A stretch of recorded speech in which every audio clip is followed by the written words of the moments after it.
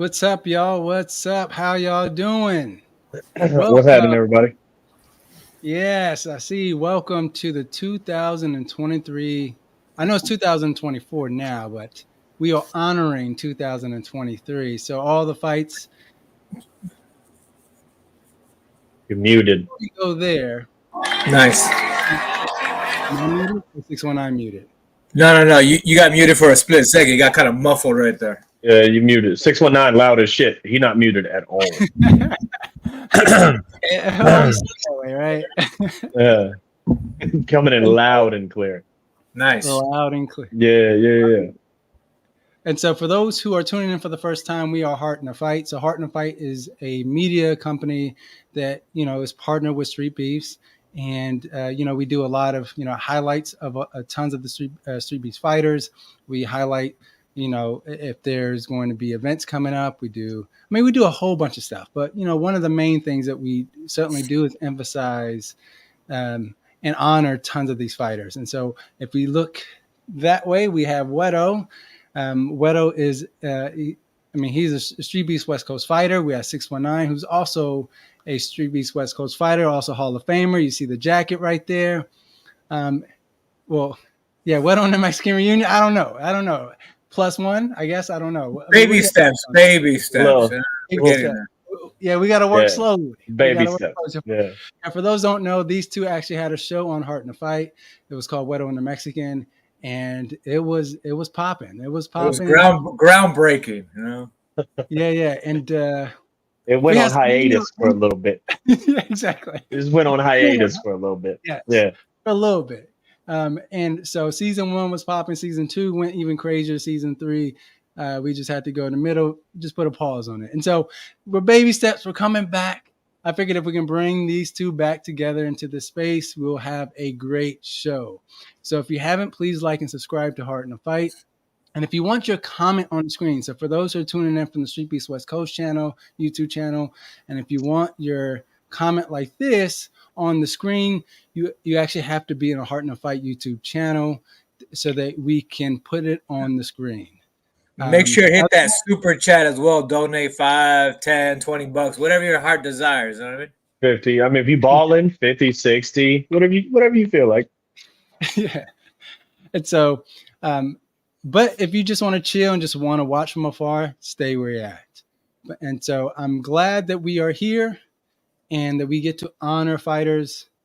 And so let me actually we have a producer in the background.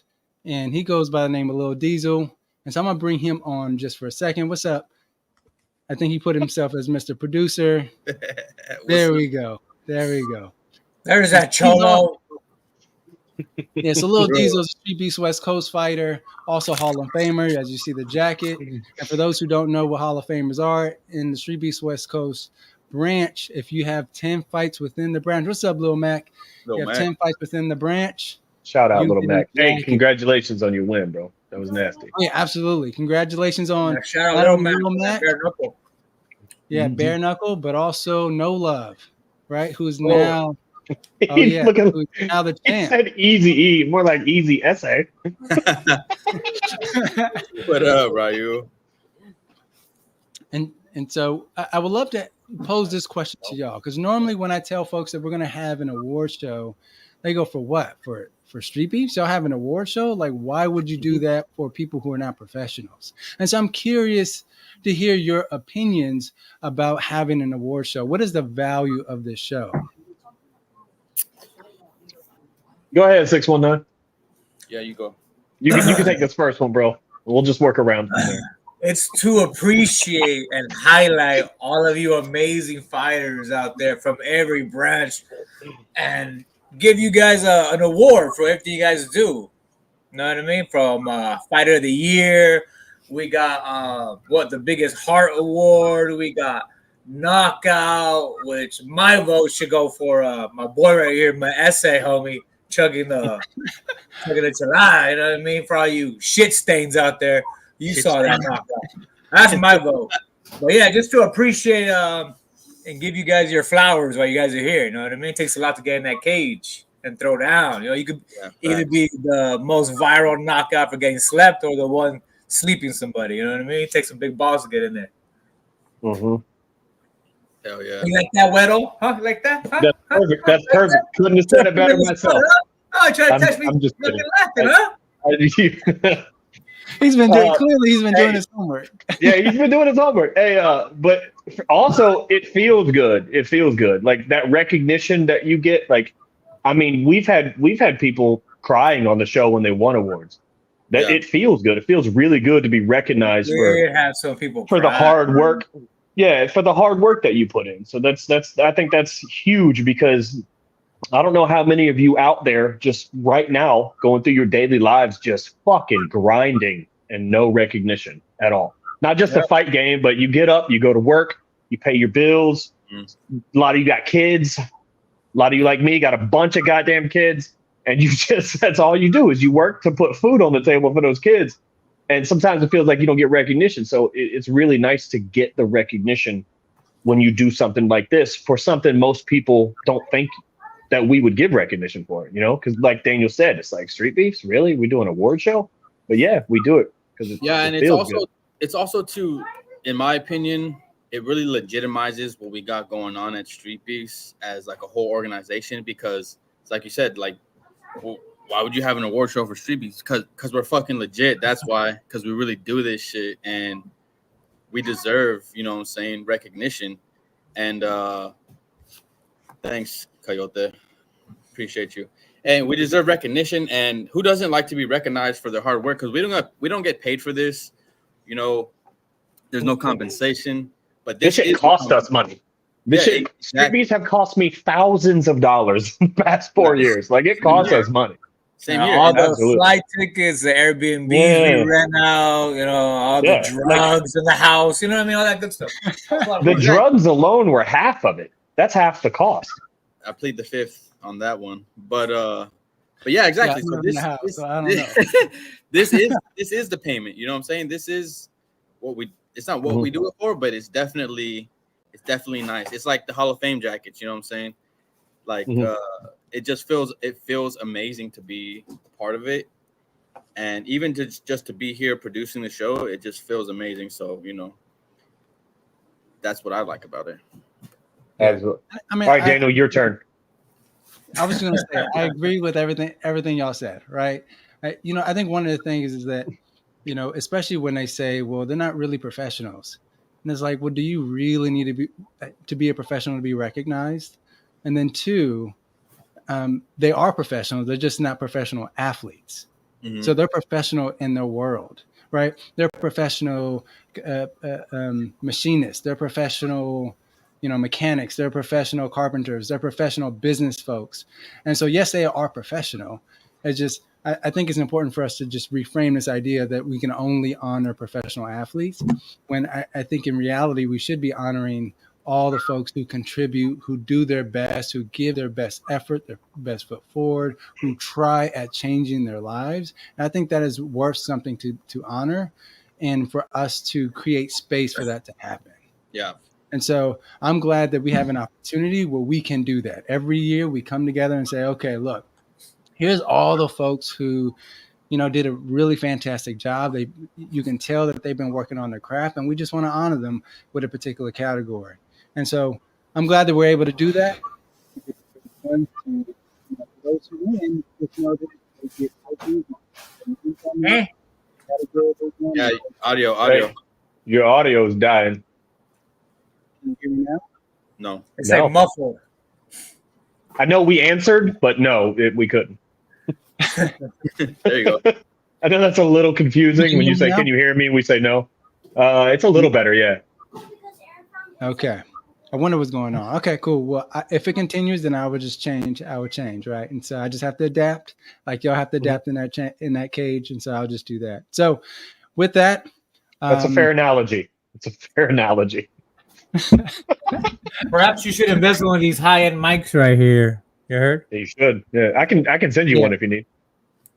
You know what's funny about that is I actually sent it to 619. So that microphone he got, I sent it to him. So it's very nice, Daniel. Very nice. So yes, there is investments involved. It's just for some reason mine is given out. All right, cool. So with that, I appreciate your perspective on this, Diesel. And we want to actually let me just talk a little bit about like how do we get to winners in the first place? Like how do we determine winners? So in the past, we've done a number of things. In the past, we've had we go through and identify all the different folks, and we bring in a committee of judges. And so we go around all the different branches and we say, hey, do you want to be a judge for this award show? And they have a long list of fights and fighters that they have to choose from. And in the past, we did like a small group. Then we did a much larger group. And then we did a public one where it's like, hey, we're just going to have it open and have everyone vote. And I think every single one has certain challenges. The last one we did where literally like we just opened it up to the public was that those who had the biggest fan support got all the nominations. And so that became clear that there was some things that we had to correct on our end. Yes. It's things that we had literally, it was like the top few names kept showing up in every single category, even when they were not nominated for that category. Yeah.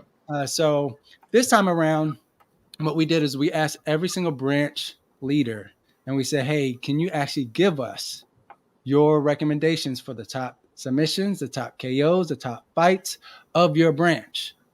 And they submitted it to us. And they submitted all those. And then we added a few on there as well. And then we got a judging committee to look at all of them. And they determined who won out. And so what we show first, and so what you're going to see is that we are going to announce what the categories are.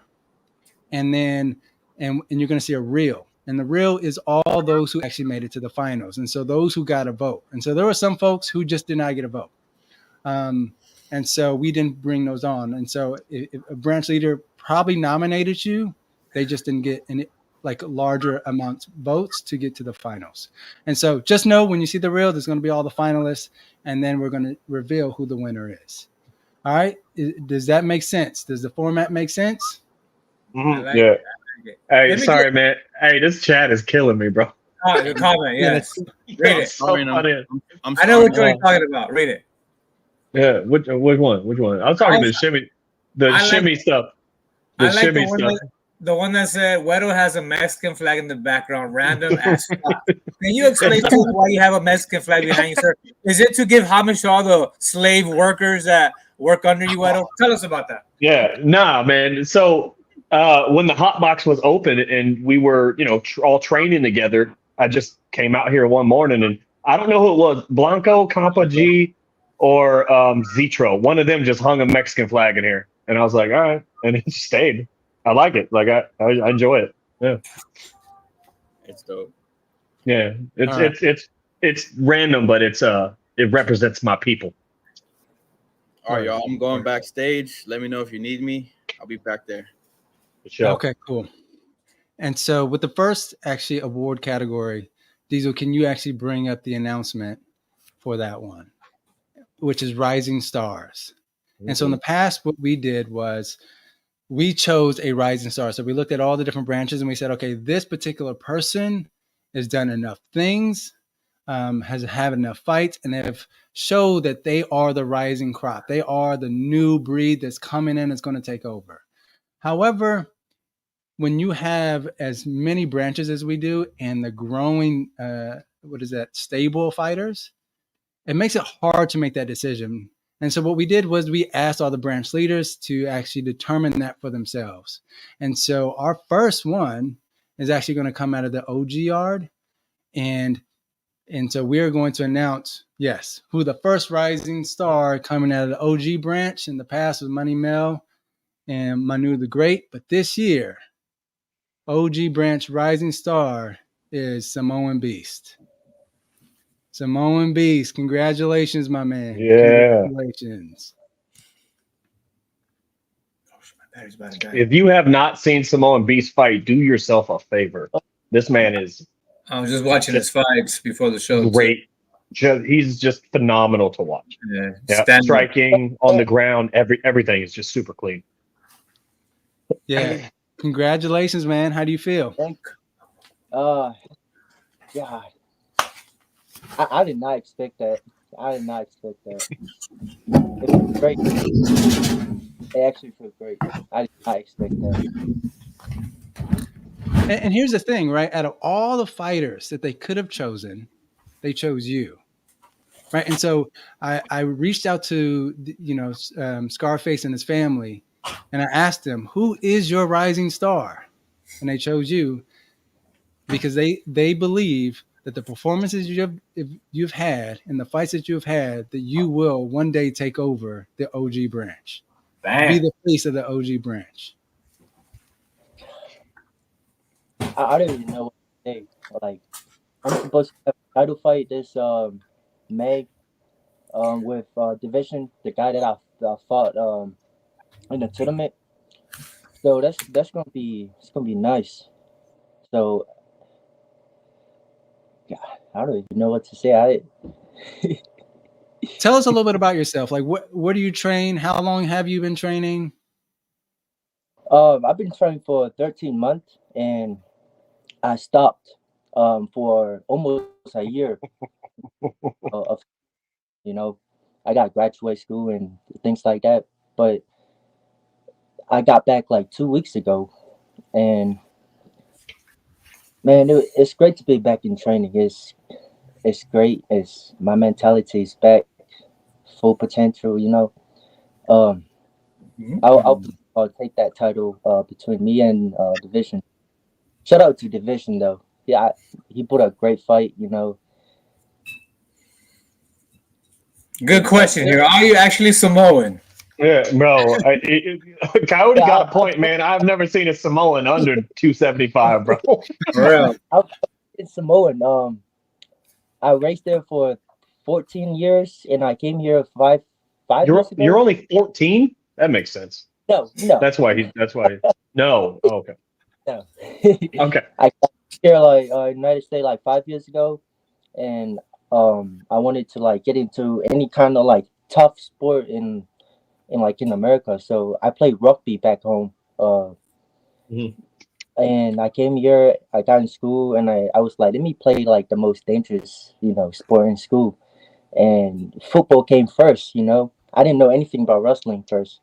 Football came first, played for 10th grade, and then I didn't like it, it's not for me. And then I went and do wrestling last year, my 11th grade. I made it to state, and I didn't make weight and things like that, so I got too fat, That's easy to do. I got into MMA because I have like anger issue and things like that. So I learned how to fight and things like that, and I didn't expect to like get into any mixed martial art or anything. My partner Mike showed me a video of like me and him fighting in the yard and in Street Beef. I was like, let me just try this out, and a year ago, and now I'm like a rising star now. It's Well, congratulations, man. Congratulations. Like his first year too. Like he's already winning awards. That's phenomenal, man. And again, if you haven't seen him fight, do yourself a favor and look it up right now. Who could fight Samoan Beast from? Who would you like him fight? Honestly, Relentless ain't fighting anymore though, so we got to go. Relentless or Mook, but none. They're on the amateur circuit, so we got more. Yeah, Mortem. Mortem, man. Yeah, Mortem. Him and Mortem would be a clash. That'd be dope to watch. Yeah. And so I just want to say, I know I heard you say that you have to graduate school. So probably folks don't know, but he's in high school. What? That's why he's so small still. He's not done. You're under 18 or are you 18? I'm 18. Yeah. Oh, man. Yeah. Yeah. So that's good. Imagine. That's what they told you to say? That's what they told you to tell us? No, I can no. Like being Samoan, your size at 12 years old would make way more sense. Like that would track for us. Yeah. Yeah. That would make sense. But congratulations, man. Anyone you want to thank? I know that you come from a long lineage of folks. I know you have a bunch of supporters, a bunch of fans out there, and so any folks you want to thank. Man, this whole path was about God, and God put me through. God gave me like people like to support me and things like that, and I thank God for like everything He's done for me, and yeah. Nice. Well, congrats again, man. And you heard it here. Samoan Beast is the rising star out of the OG branch. Congratulations, bro. Thank you, brother. I could see him being the next Baby Hulk, bro. Like I think that's what they mean. Yeah, he's next Baby Hulk. Yep. He's crazy though, but I'm not that crazy. Thank you. Cheers. Yeah. Baby Hulk's an animal. Yeah, he is. My man. Well, congratulations again, man. Looking Thank forward you, to seeing more fights from me. Thank you, brother. Yeah, absolutely. All right, later. There we have it. Man, he's a beast. 18 years old, still in high school. Crazy. That 18 fighting. He's probably a hood star in his school. You know what I mean? Like walking around school, like, oh, he just like he's on Streetbeefs. Yeah. You had anybody at the school, yeah? Just falling in it. Yeah. For sure. Absolutely, bro. It's like when you hit the game-winning jump shot at a basketball game and it's the next day at school, but when you drive an hour to beat up a bunch of grown-ass men and then go back to high school. On Saturday, I beat up some grown-ass men. I beat up grown-ass men. Yeah. That's legit. Yeah, that's crazy. Right. I'd like to see him versus Crazy Legs in some kickboxing. I would not. That doesn't sound very entertaining to me. The Crazy Legs, I think, looks bigger too. Yeah, he is. Match for sure. Down the line. And yeah, so, but Samoan Beast is more of an MMA guy, though. You know what I mean? Yeah, more of an MMA guy. Yeah. Anyways, sure. who we got next, D? All right. So the next rising star we have from the West Coast, and so we know who it is. His fight just dropped recently. The best stare down I ever seen in my life. So the rising star of the West Coast branch is Mortem. Yeah, Mortem. Hey. Can we play his latest fight that didn't last long? No, we cannot. No. Oh fuck. What up? What's up? Oh, all the homies are in this bitch. Nice. Yeah. Hey. We had to show out. We had to show up for Mortem. What's everybody drinking? What's everybody drinking over here? Check it out. Water. Celsius, Sprite Zero. Water. Damn. Champion. Well, congratulations, Mortem. How do you feel about that? I'm kind of shocked. I didn't expect to be one of the first, be up first in the show, but to be a rising star too. I didn't expect that. Damn. I appreciate that a lot. That's crazy. All right, and so Alex, Martin, and Free Smoke, why is he considered the rising star out of the West Coast? Hey, so real quick, I don't think it was even like a challenge for this one or hard pick or anything like that. I think Mortem was the easiest pick for an award, man. Rising star for sure. And I don't know anybody that got two Hall of Famers to start off, his Street Beefs West Coast, career, So he got two Hall of Famers right off the bat, Battleborn and OG Darkness. And he just put on entertaining fights every time. His tenacity, like his entertaining fights, the intensity he brings in there, and the dedication he has to this. Man, he's gonna do, he's gonna have an awesome Street Beefs West Coast career, and he's gonna be awesome career after that. So, yeah, congrats to Mortem. Thank you. Yeah, congratulations, bro. And you owe us $1 for every F-bomb you drop because we got to edit that shit out. That's gonna pay for everything. It would. It'd pay for everybody's next trips to the OG yard, bro. Everybody got called a mother effer in that fight. I love Yeah, it. bro, the whole time. I'm sorry. Battleborn's a mother effer. Wade's a mother effer. Fuck this branch. Give me Battleborn. I know. I love it. Yeah, no, it was I dope. got excited. Yeah, And so that's is part of the Mortem Battleborn versus package. Mortem? Is Yeah. Battleborn versus Mortem? Is that on the horizon? I'm hearing whispers. I'm hearing it's confirmed. I'm hearing it's not. What is it? Whispers, huh? I'm up for it. Whispers. What is it? What is it, Isaac? I don't know. Free Isaac, Smoke, unmute, homie. man. Unmute. Let us know. Talk to the people, Free Smoke. I don't know, man. All right. ready. Appreciate you All of clearing a that up, sudden. fam. All of a Battleborn in the sudden, chat. Battleborn. Free smoke. That's in March. There ain't no whispers. Oh, There we okay. go. oh, okay. I retired, man. I retired. Mortem, are you coming out here in March to You Mason? know it. I have to. Okay, so it looks like that match is happening in March. That's Fuck the yeah. fight. I Awesome. can't Fuck turn it yeah. down. That's That's tight. dope. Okay, I guess that is that. So, Free Smoke, why is Mortem a rising star out of the West Coast branch? Shit, I would just say it's dude takes like every single fight, you know what I'm saying? He's down. You know what I'm saying, for whatever fight it is. Fucking he don't care if it's MMA, you know, Muay Thai, kickboxing, whatever it is. It doesn't matter who it is. Doesn't really matter the weight. And that's just like that's you know what I'm saying. Not a lot of people are down like that. You know what I'm saying. So I just think that right there in itself kind of just gives him that edge. You know what I'm saying. He's just a down ass dude, bro. And he's a dog, bro, and he's young too. So you know he's gonna be hella good just coming up. So that's awesome to see. It's the energy for me. Like it's the energy that he brings. Like 619 was talking about earlier. That stare down. Like Yeah. if you don't, Oh, that's stare down. no offense, Marauder, but if you don't know Marauder, he looks like a mean motherfucker standing there against Mortem. He really does. Like you're just like, God damn. And then it's over. And you're like, what the fuck just happened? Yeah, man, that You was know so what I mean? crazy. It was vicious, bro. And You just gotta the get it energy together. he brings You gotta get to it together. everything he does, you know? Like you can just feel the energy.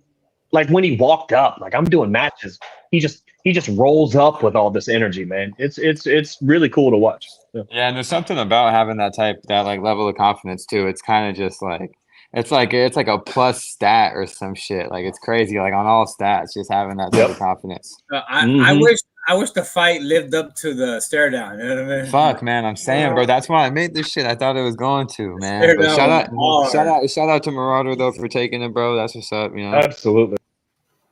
I think Battleborn versus Mortem will live up to it.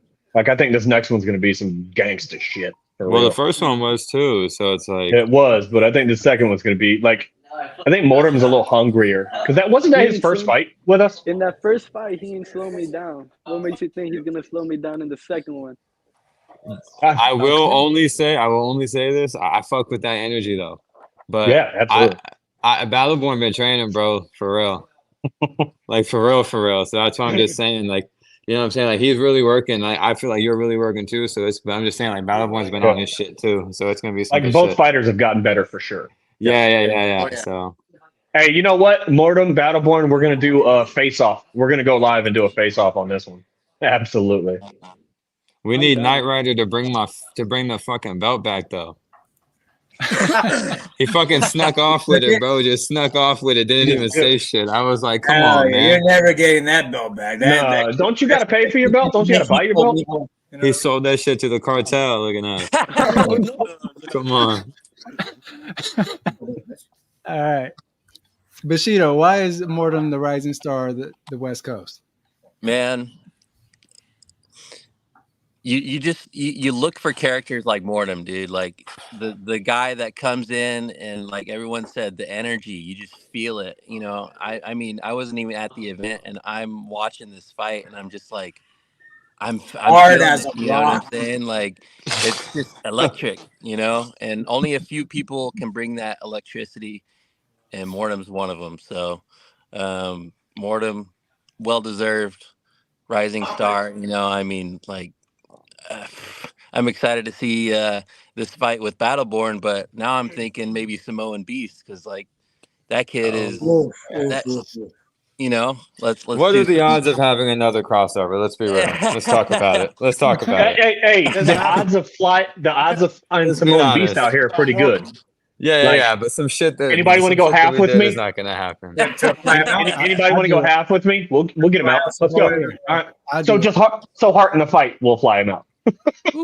Yep, we'll fly Yeah. him out. One way. Yeah. We'll fly him in, and then we'll set him back on a fucking Greyhound. Know what I got the Bro. Greyhound. That's that Oh, West Coast. shit. That's that West Coast hospitality right there. Oh shit! Not the Greyhound.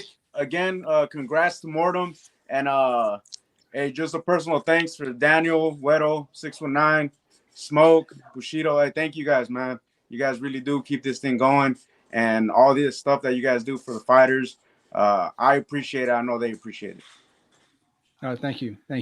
Mortem, You're any welcome, big words homie. to your fans and your supporters?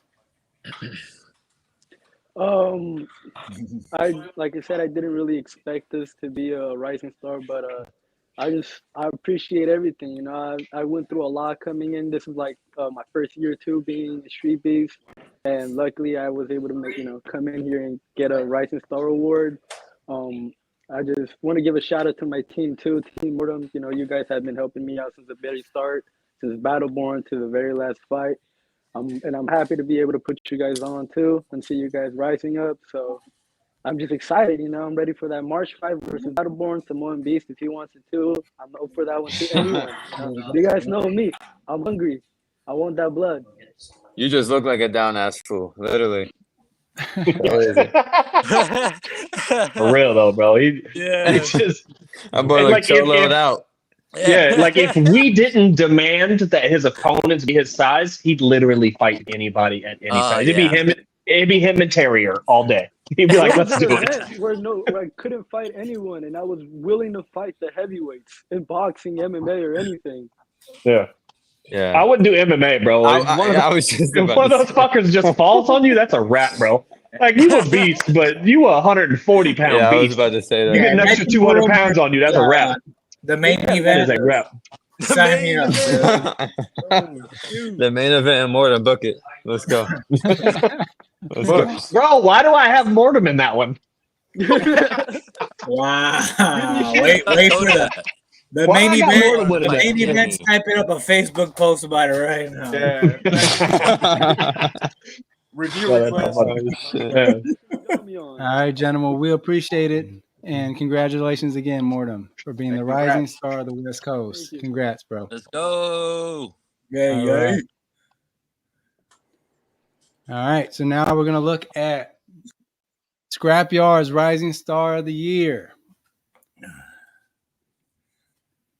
Goes to Cero. I was just watching the fights. I was just watching the fights yesterday too. Yeah, I watched his the last couple of days too. He's nice. He's tough. Yep. Absolutely. Yeah. Congratulations, my man. How you doing? Hey, I'm good. I appreciate it. All right, Fire Chicken, tell us why you chose him to be the rising star of your branch. Well, so the amount of progress that Sarah's made throughout the 2023 year was crazy. I went all the way back to the beginning of our fights back in January. I looked up what fight he had, and he fought Short Temper.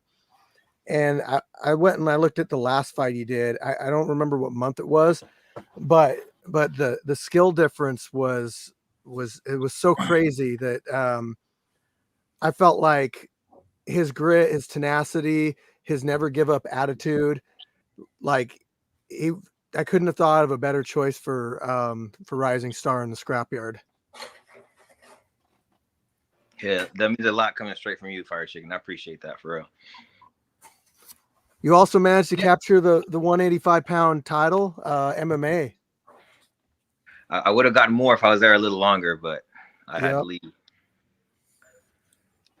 Yeah, man. I mean, I think that says a lot. I mean, you all have tons of talent and tons of fighters that continue to show up at your branch. And so for even Fire Chicken to, nominate you, like literally, he told me it's simple. It was like, all right, as soon as I sent him the categories, he quickly chose you. So it was clear to me that you have made a statement in the yard and that you have demonstrated that your light shines bright in that branch. And especially if we watch you fight, like you are talking, like you are not only your exciting fight, but you are talking to your opponent as you're fighting him. Yeah, I Yeah. love that shit. Yeah. That's always fun to watch, no matter who's doing it. It's always I fun to think watch. that to the fans, it comes off the wrong way because my mentality is I'm in there, we're fighting, we're opponents. You're my enemy, so I'm gonna get in your head. It's warfare, right? I'm gonna say whatever I have to say, but afterwards and before, it's all love. Like you can ask Fire Chicken, anybody that's been in the yard. Oh, I yeah. am friendly with everybody. I'm cool with everybody, but once that cage door closes, it's a different thing. I've made the mistake once before to befriend one of my opponents, and I held back a little bit, so I don't do that no more. But Yep. obviously, it's all love. Whether you're my opponent, afterwards, we'll go have a beer together. So one thing I've noticed about the West Coast, including our branch and Scrapyard, is that we retain a lot of fighters. We retain a lot of the same fighters. The East Coast and Dirty South has kind of a more of a revolving door. So being chosen for a rising star, you're being pulled out of a much larger group than some of the other branches are, and that's impressive. That's impressive. Yeah, I've noticed that. Like a lot, I feel like the West Coast, just the entire West Coast, like you guys and the Scrapyard are probably have the best fighters overall. Especially Cali's in Las Vegas is a huge pool of MMA. So like, I y'all have mean, a lot of talent out there. And I feel like, no offense to any other branch, but I'm just going to be honest, other branches just kind of have guys coming off the street trying to test their luck. Oh, we feel the same way. Yeah, We just don't say it out loud. You said the quiet part out loud, Sarah.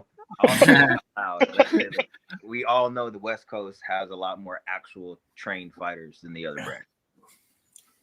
Like West Coast, including Scrapyard. Yeah, I mean, Vegas is the MMA hub. Like, exactly. I would think of the world right now. You know what I mean?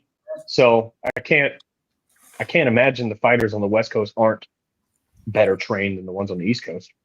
I think the West Coast branch, along with Scrapyard, has the best characters as well. You know what I mean? Like the fighters that people come back, because I've been watching nothing but Scrapyard fights like the past month, man. I just discovered what's homeboy's name? Pappas. Oh yeah, Pappas. Is it Pappas or Pappas? Fucking Pappas. I saw everyone in his fights. Mighty Mouse. And yeah, hey, Sarah's and Little fight, Mac, we're not talking about too. Little Mac is an exception. That motherfucker's nice. Oh, yeah, nice.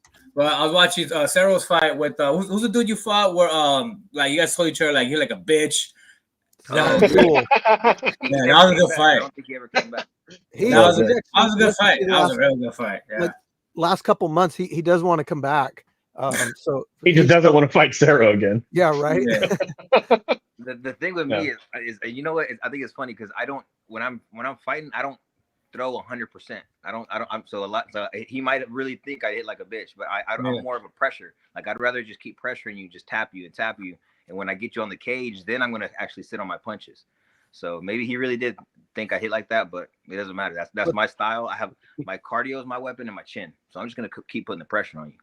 Honestly, it's a good strategy though. You just keep that constant pressure, and then you wait for them to gas themselves out, and then you still got a ton of energy because you're not throwing 100%. So exactly, It's been working for me.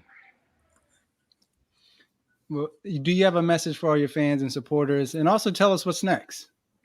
Because I saw some pictures of you in the Emmy circuit, so I don't know if the transition is happening, but I'd love to hear about it. Yeah, so just so everyone knows, I would love to have stayed, and if I was still in over by the Scrapyard, I would have kept competing. It's a great opportunity to get your feet wet, to really see what it's like in the cage. A lot of people think it's like, oh, I can fight because I've had a couple of street fights, but once you get inside the cage, it is night and day different. And I thank you, Steve, for giving me the opportunity to really get that opportunity to train and to really see what it's like in a real fight. Like that's the first time that I've actually been rocked and had to fight through adversity is at the Scrapyard. So you guys don't realize what you're doing for all these fighters. Like a lot of guys maybe think that they want to fight and they don't know what it's really like. And once they step in there, like, you know what, this isn't for me, or vice versa. Hey, this is really for me. I'm going to keep going. So for me, I had to leave. I'm in the military. So I left. Bruh. Are you really retiring after getting the Rising Star Award right now? Hold on. It's not by choice. That's like the first time that's ever happened ever. Retire on top, walk away like Yeah. Steve and GSP. You know what I mean? Steve is fully aware of the situation. I would have had 3 or 4 more fights that year if it wasn't for me having. Where did you move to? I'm in North Carolina. Okay. North Carolina. I was actually wanting to go to their OG branch and start going there, but once I put the address, I'm like 8 hours away, so it's not as easy. That is nothing, bro. Nothing. I was okay. In comparison, Nothing. I was an hour away from the Scrapyard, so I was there every event almost. I was an hour away from the Scrapyard, so 8 hours plus I have kids that I haven't that live in over here, so I'm trying to spend time with them. Yeah, But, no, I feel that. The goal is now I'm starting to train again, and I did have 1 amateur fight before I left the West Coast. So my goal is to start. I'm finding a new team, and I'm going to start up the AMI fights again pretty soon. Yankee and Britt, appreciate you. What do you think the chances are competing in Street Beefs again? Oh, I would love to. Honestly, if I had the opportunity, I'd do it in a heartbeat. I love Street Beefs. I'm being 100% sincere. You guys gave me that push to actually go and do this AMI. I want to go to the AMIs. If it wasn't Street Beefs, I would never would have went amateur. 100%. Never. That's awesome to hear. And yes, I did know about you, obviously moving to the East Coast, and I didn't want that to affect my my decision on who is the rising star, because I went over what you'd accomplished while you were here from 2023, and that's what I went with. So despite you being over there, you still 100% deserve it. So congratulations, man. And I will always, sing your praises and shout out to the Scrapyard anytime I'm anywhere. A lot of people don't really mess with Street Beefs as a whole.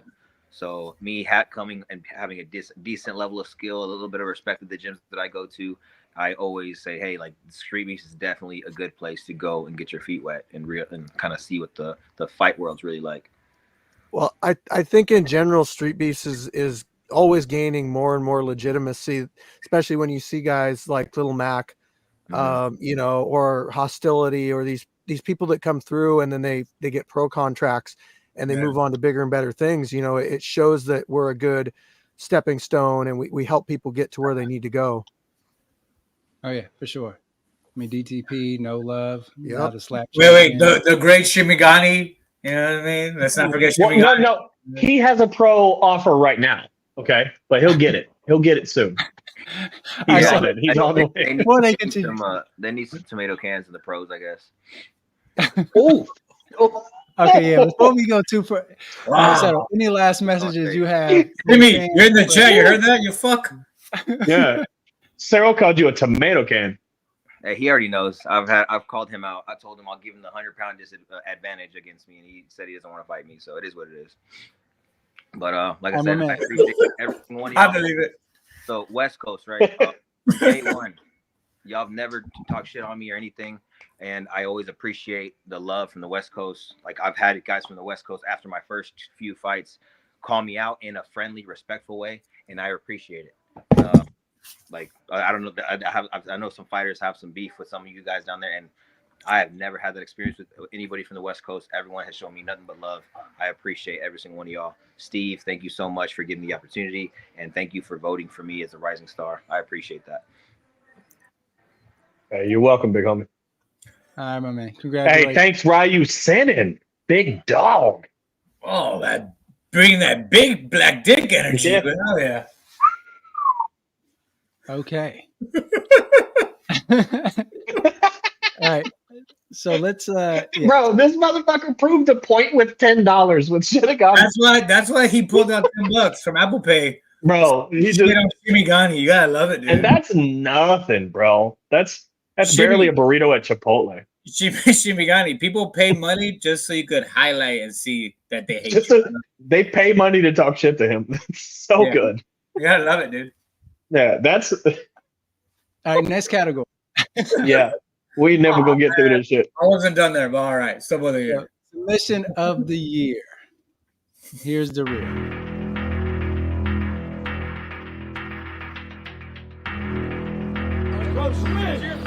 Go give him your back. Hey, what's up? I just said something. Great job.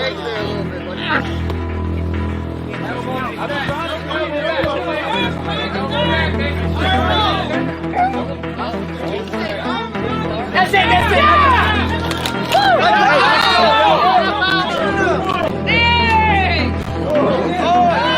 Still gonna come and keep that guard up. There you go. Finger out of the cage. Protect their neck.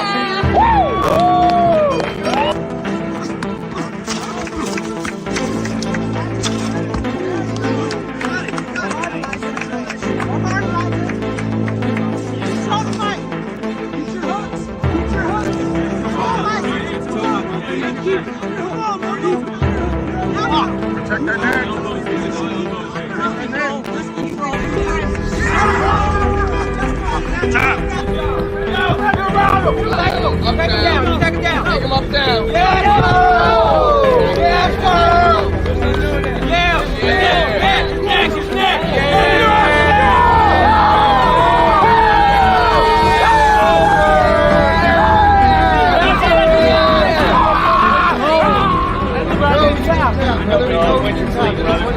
Take that down in his head. Take it over here.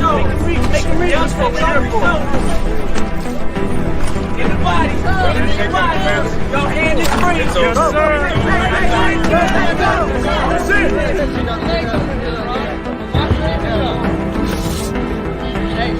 Cover your face. Cover your face. There you go. Watch the back of the head. Oh, yeah. Get on top of him. Keep pushing through. Grab that leg. Yeah. Keep your chin on that.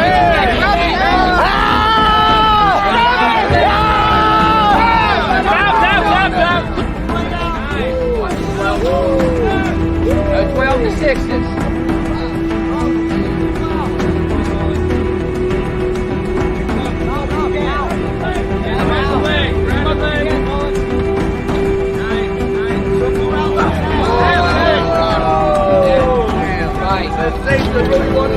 Relax. Use your hips to get up. There you go, bro. Nice. Yeah, you can get up. Use your hips to get up. We can finish in 1 minute. 1 minute, guys. Let's work. Free that arm and right punch. Yeah. You got that right. Yeah. Now grab the elbow. Now grab the elbow. Stay there. Quarter mount. Stay there and technical mount. Punch right elbow. Take that. You don't have forever, bro. Not all day. Grab the pound. Grab the pound. Beautiful, dude.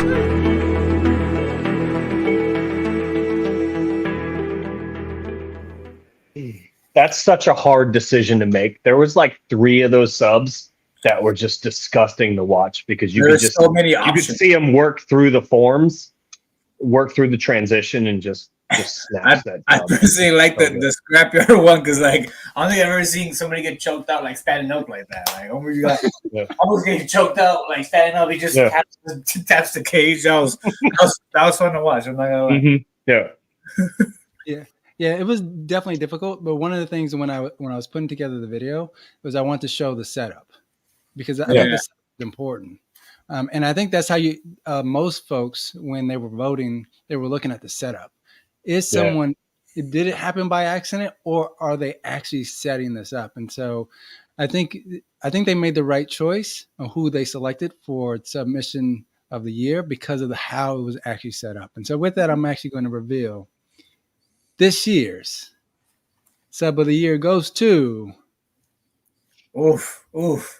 Yeah, those are past legends. And someone's about to join them.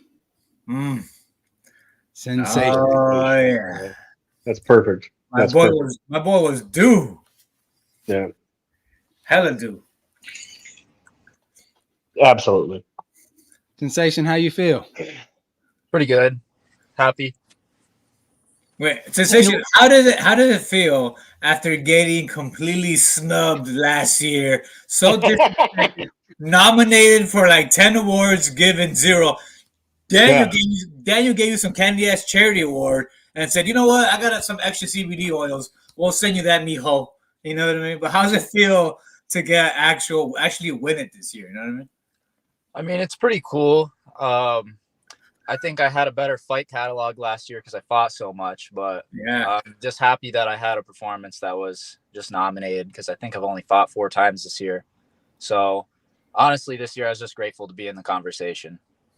So for this sub, it looks like you go for the triangle, you realize you're not going to get it, and then you snatch the armbar real quick. Yeah, that was nice. Is that what happened? That was so nice. crisp, bro. So clean. I like the elbows on his head and shit. Yeah. Yeah. So, Even though you hear Wolverine go 12-6. yeah, it wasn't. Yeah. It wasn't You this. mean It 12-6? But yeah, my opponent was a really good wrestler. So when you're trying to set up triangles like that, and he's got the top pressure, you know, it makes it really hard to get the squeeze on it. So I was trying to elbow the shit out of him, so he would, you know, back up and give me some space to really lock it in. But I was like, you know what, if he's gonna pressure into me, if I just invert, I'll be able to take the arm. And then I used the cage to push off so I could get it real deep. And yeah, it was a wrap. Yeah, did you know the cage was right there? Yeah, I was pretty aware of like everything in that fight. It was weird. Like, you know, I'm sure you guys know some fights you go in there and you're on another level. You're aware of every little thing. And I think that was one of my best performances as a whole. You know, I dropped him like 3 seconds in, and then I never really panicked. I was surprised he ate it, and we had to go for a submission because I was trying to get the knockout. But yeah, I knew where I was in the cage, and I knew that once I got that angle, it was over. Well, That's congrats, dope. man. Thank Yeah, you. man, well done. Very well done. Shinny. Any message for your fans and supporters? And Shenny. Don't forget to say something about Shenny. Don't forget your number 1 fan, Shimigani. Yeah, That's your boy. Shimmy. I don't even want to get started on Shimmy. I'll start saying something bad. We'll be here all night. We get started on Shimmy, you know. I know. If Sensation does it anyway. No, I just appreciate all my fans. I appreciate the love and the support because, you know, it just makes it that much more worth it to go out and do what I do. And, you know, I thank God for giving me the strength and the ability to do what I do and have the performances that I have because, you know, those days where I go in there and I'm just on fire and I feel like I can't miss with whatever I'm doing, you know, there's something greater helping me out. So thank you to my family for always supporting me, even though I know fighting stresses them out. And yeah, just all the people at the gym, Fitness Edge MMA in Myrtle Beach has really stepped up my game. Well, congrats again, man. Yeah, congratulations, man. It's well deserved. Sensation. You're clearly skill-wise on a different level than these Street Beefs guys. When are you gonna go pro finally? You know what I mean? So about a year or two ago, I set the idea in my head that I wanted to go. Awesome, my radio's on. I'm at work. I wanted to go pro by 25. I'm 22 right now, but I think I'm ahead of schedule as far as like what I wanted to do. So I'm fighting for an amateur title March 30th. And after that, I want to try to be a champ. So, I mean, if I clear out 2 divisions on the amateur level, it might be time to just make the jump, you know? Yeah. Yeah, absolutely. Definitely. Absolutely. Yeah. Well, congratulations, my man. Well done. Thank you, guys. Yeah. All right, brother. Take care now. Appreciate your time. There we have it. Yeah, I'm glad Sensation won that, man. He was hella dude. We did him dirty this year. We didn't do him dirty. We didn't do him dirty. You just didn't fucking win. Sometimes you just don't win. It is what it is. Yeah, I mean, granted, yes, he was nominated for almost every single category last year. He really was I feel like nominated we interviewed him. everything. We interviewed him every category just to be like, yeah, you didn't win again. Sorry, Yep. I think that's why we're not interviewing all the nominees again this year because it just makes everybody sad. Yeah. No, it does. It does for sure. Yeah. And so with the next category, we're planning something a little special, but let me actually show. Yes. So we're going to do. Go ahead, Diesel. My fault. Ooh. So that's KO of the year. KO of the year. I'm hard as a rock for this one. There's tons of great KOs that came out of every single branch, and it was really difficult for folks to really decide and determine which one it was.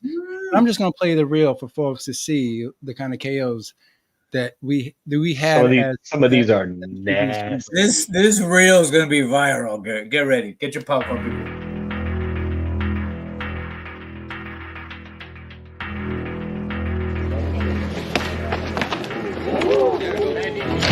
Still. That's it. Oh my God.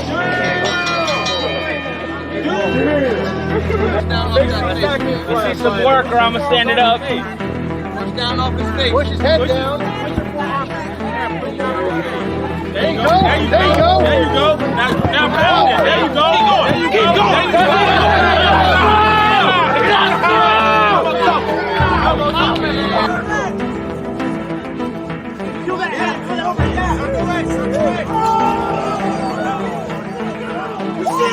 You see that? That's the dude who's been in heaven, baby. So if you want to test your luck, step up to shit stain. 10 seconds. Let's go. 5, 4, 3,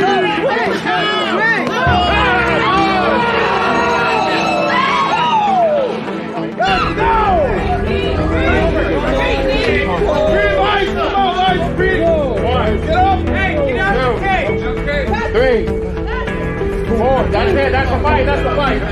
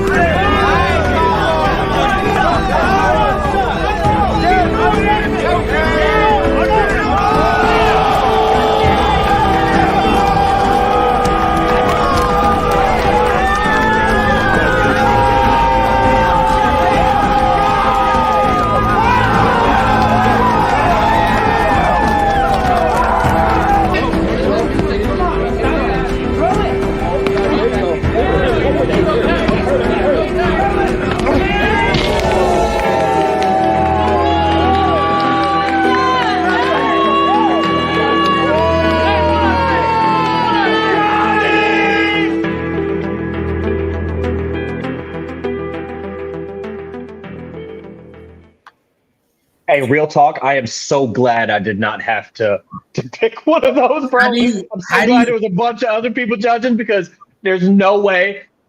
Like, the Scrapyard had some vicious KOs, bro. When you squat down, you look a motherfucker in the eye, and then you punch him one more time and KO him. That's disgusting, bro. That looked like dirty. It looked dirty, but it was fair game. That was so brutal. Absolutely. Yeah, the ref didn't stop it. It was so good. It was and that walk off head kick KO. Yeah. We just I may sound biased, but personally, Diesel's, even though he's right here, but Diesel's KO is epic because while there's a dead body, there's a corpse in the background. Weddle's trying to revive him. Bro, I thought he was dead, bro. While Weddle's trying to revive this dead corpse, here comes Diesel with the shit stain, line of the year. Like, that's amazing. It's amazing stuff to see Weddle like, hey, yeah. Let's address this real quick. Shenny, there's just too many to choose from, bro. So we couldn't put that one up there. That's true. That was a good one, but it wasn't like that. Yeah. Like, it's too many to choose from, man. But hey, you get slept plenty of times. I mean, we could do a whole lore show about that. We could do a reel just of Shenny getting slept. I just want to say this. Jimmy's best naps. You know what I mean? So Diesel's on here, and Diesel actually does not know who won this category. And I did that on purpose. I did not reveal it to him although he knew that he was in the running, Yeah. he did not know if he wins this or not. And so I just want to just get your reflections before we actually show the winner. And so when you look at all the different KOs, how do you stack those against yours? I mean, there was a couple KOs in there where dudes were asleep. And I think as far as like as mine versus theirs goes, like those were cool, you know. Bro, like I was the ref for that one. Like it was 4 to 5 minutes before Soldier of God woke up. Dead serious. Like it was minutes. And Yeah, I like- propped him up and I'm talking to him. And he literally, his first words, I swear his first words were, "Did I win?" I just started laughing. I was like, no, you didn't. Actually, you've been asleep for about 4 minutes now.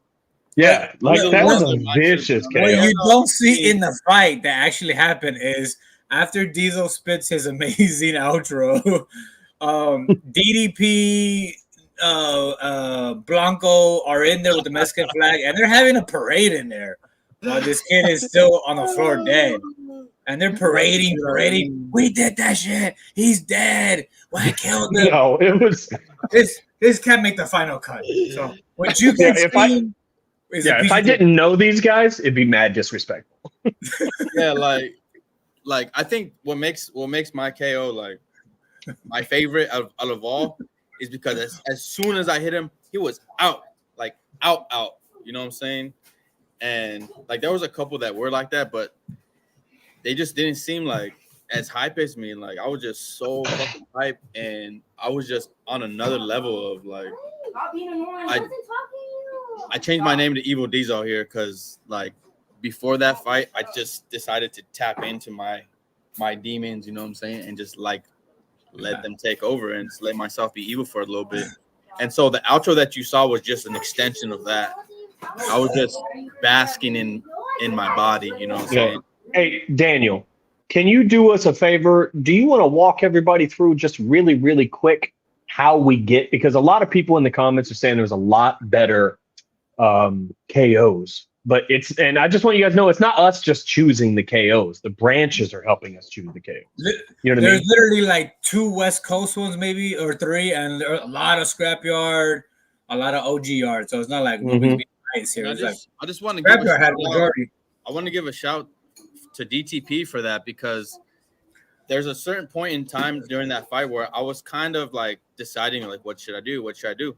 And then right in that exact moment, DTP started calling out directions. And then I just started listening to his directions. I was like, well, fuck it. I don't have to think about it no more. I'm just going to do what he says. And next thing you know, I landed that overhand right and he was asleep. And I kind of looked up like, what the fuck's going on? And you see me like take a look at him. And that's when I just went into the outro. But yeah, shout out to DTP. That was That perfect. You put your jab out, your lead hand, like kind of like held him there to hide that right bomb behind it. It was perfect. It was like you put your lead hand out and then bang, he didn't see it coming. Then I mean it helped that the 2x4s, you know, it was like you knocked him out. Then he hit like two 2x4s on the way down, ding ding ding ding ding. You know what I mean? That helped. No, hey, as far as the hot box is concerned, he was out before he hit the thing.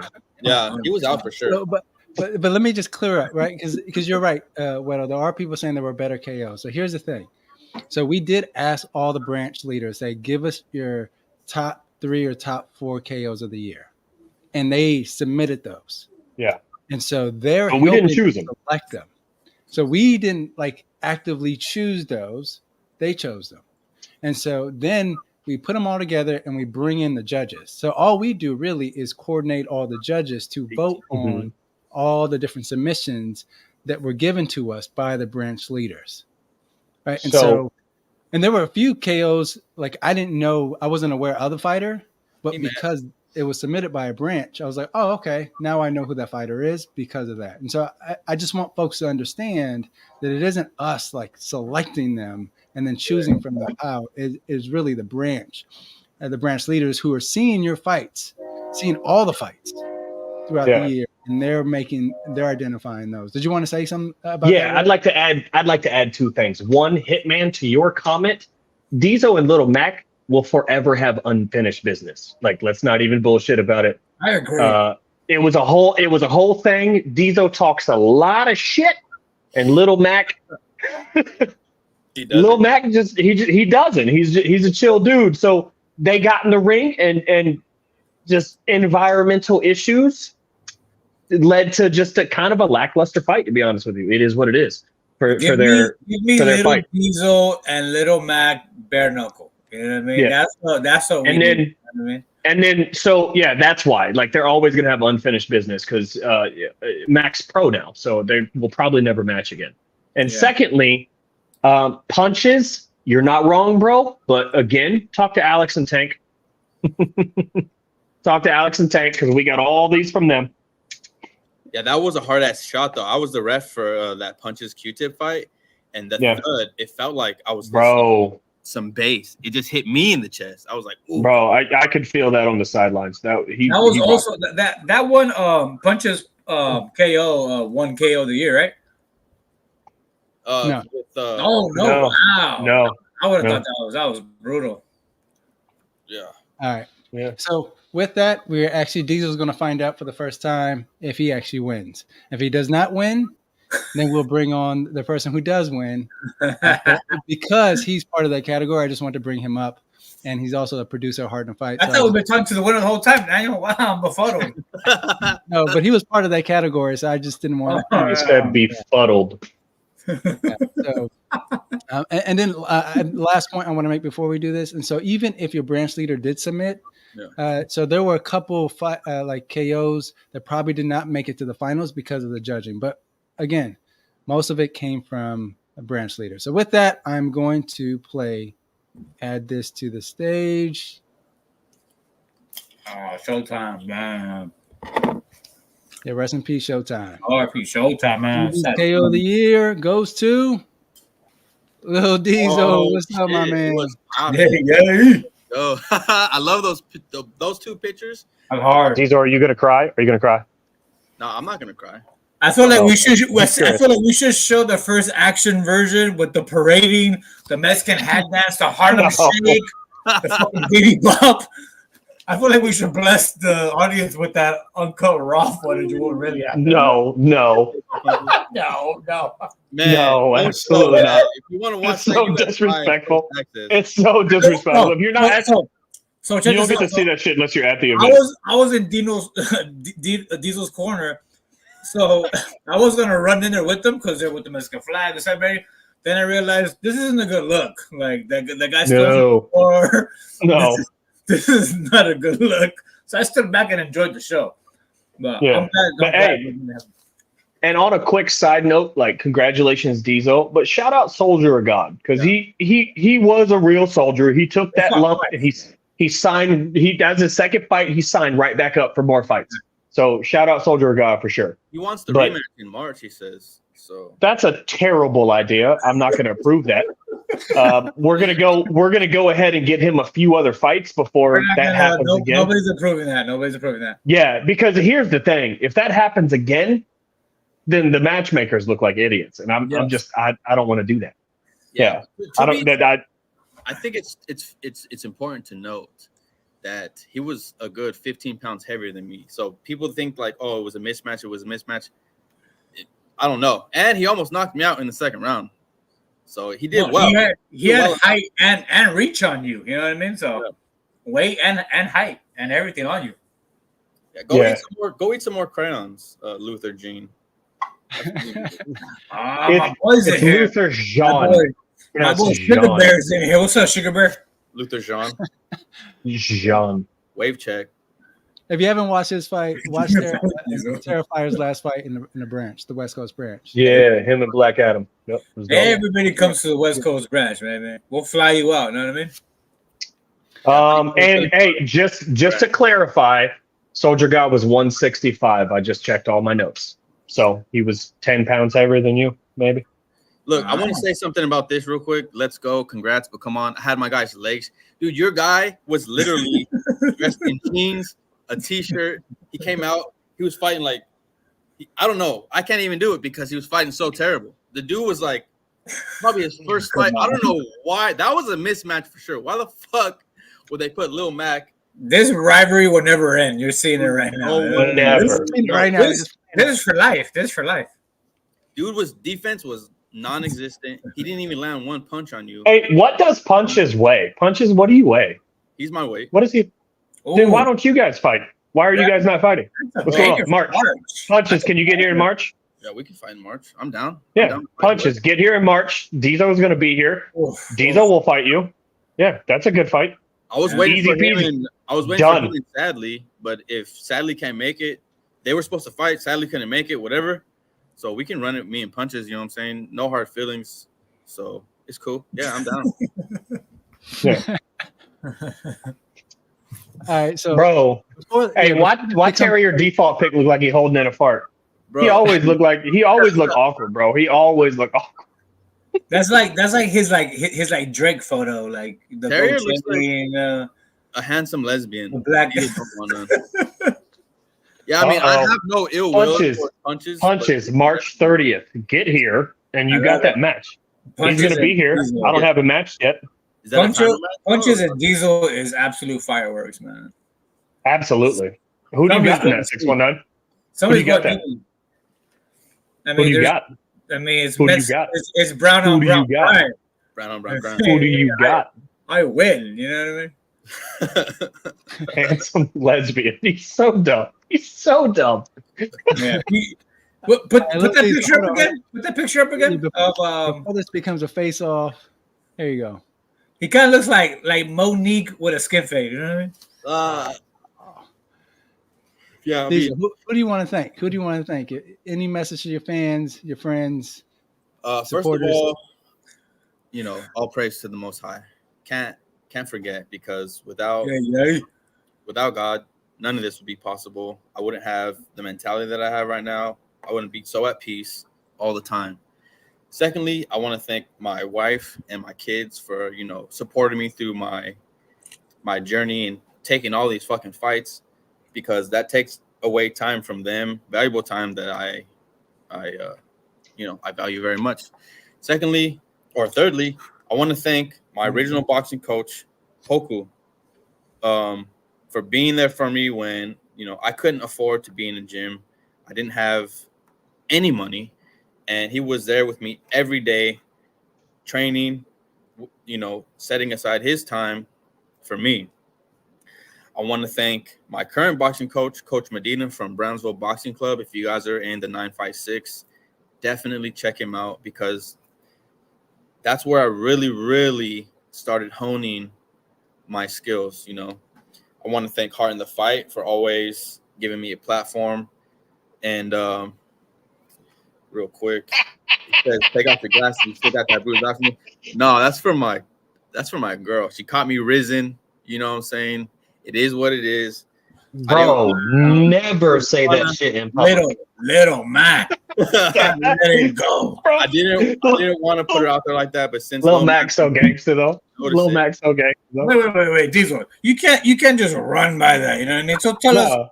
His girl- I'm very befuddled how this happened. So He just told you his girl beat his ass for cheating. she went through your phone while you were sleeping, and then what happened? Let's go. Look, I wake up in the middle of the night.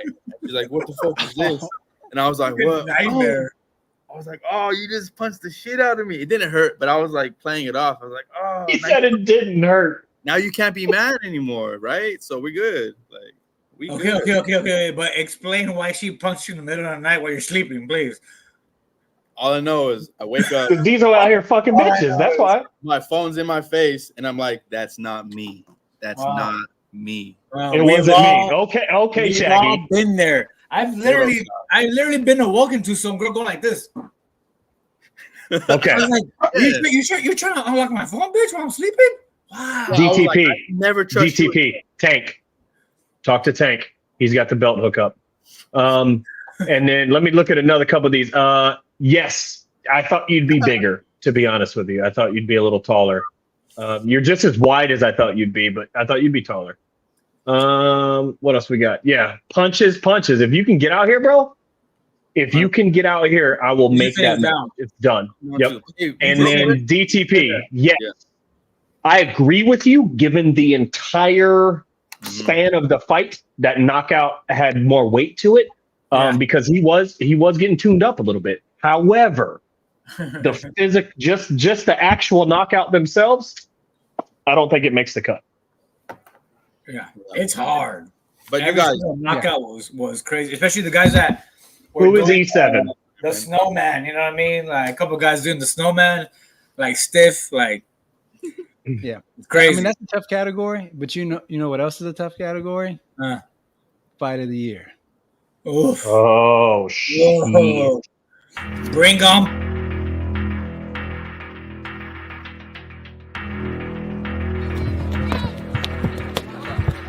Stay on the right.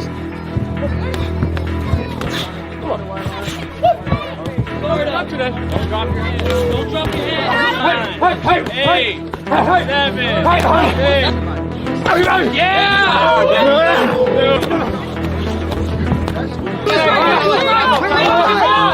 Finish him out. Finish him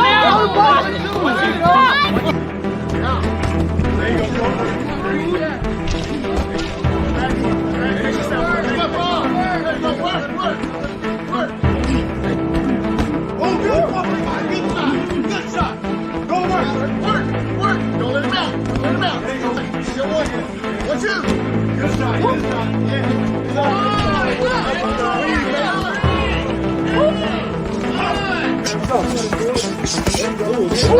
There you go.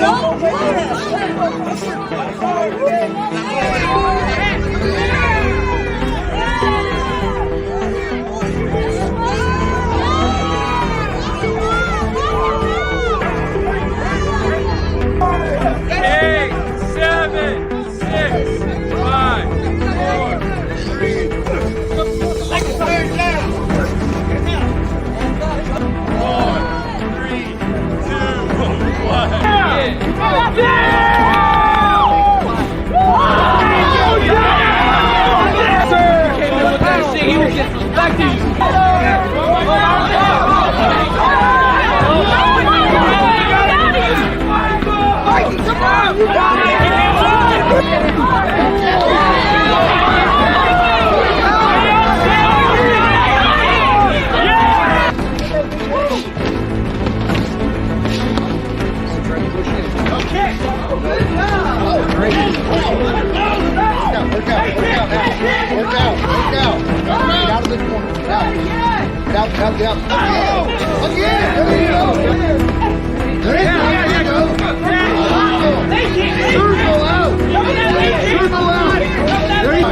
There you go. Push. Right there, push. There you go. Let's go, baby. Let's go, baby. Let's go, baby. Ahí está. Dale. Come on, there you go. Back up. Do it again. Back up.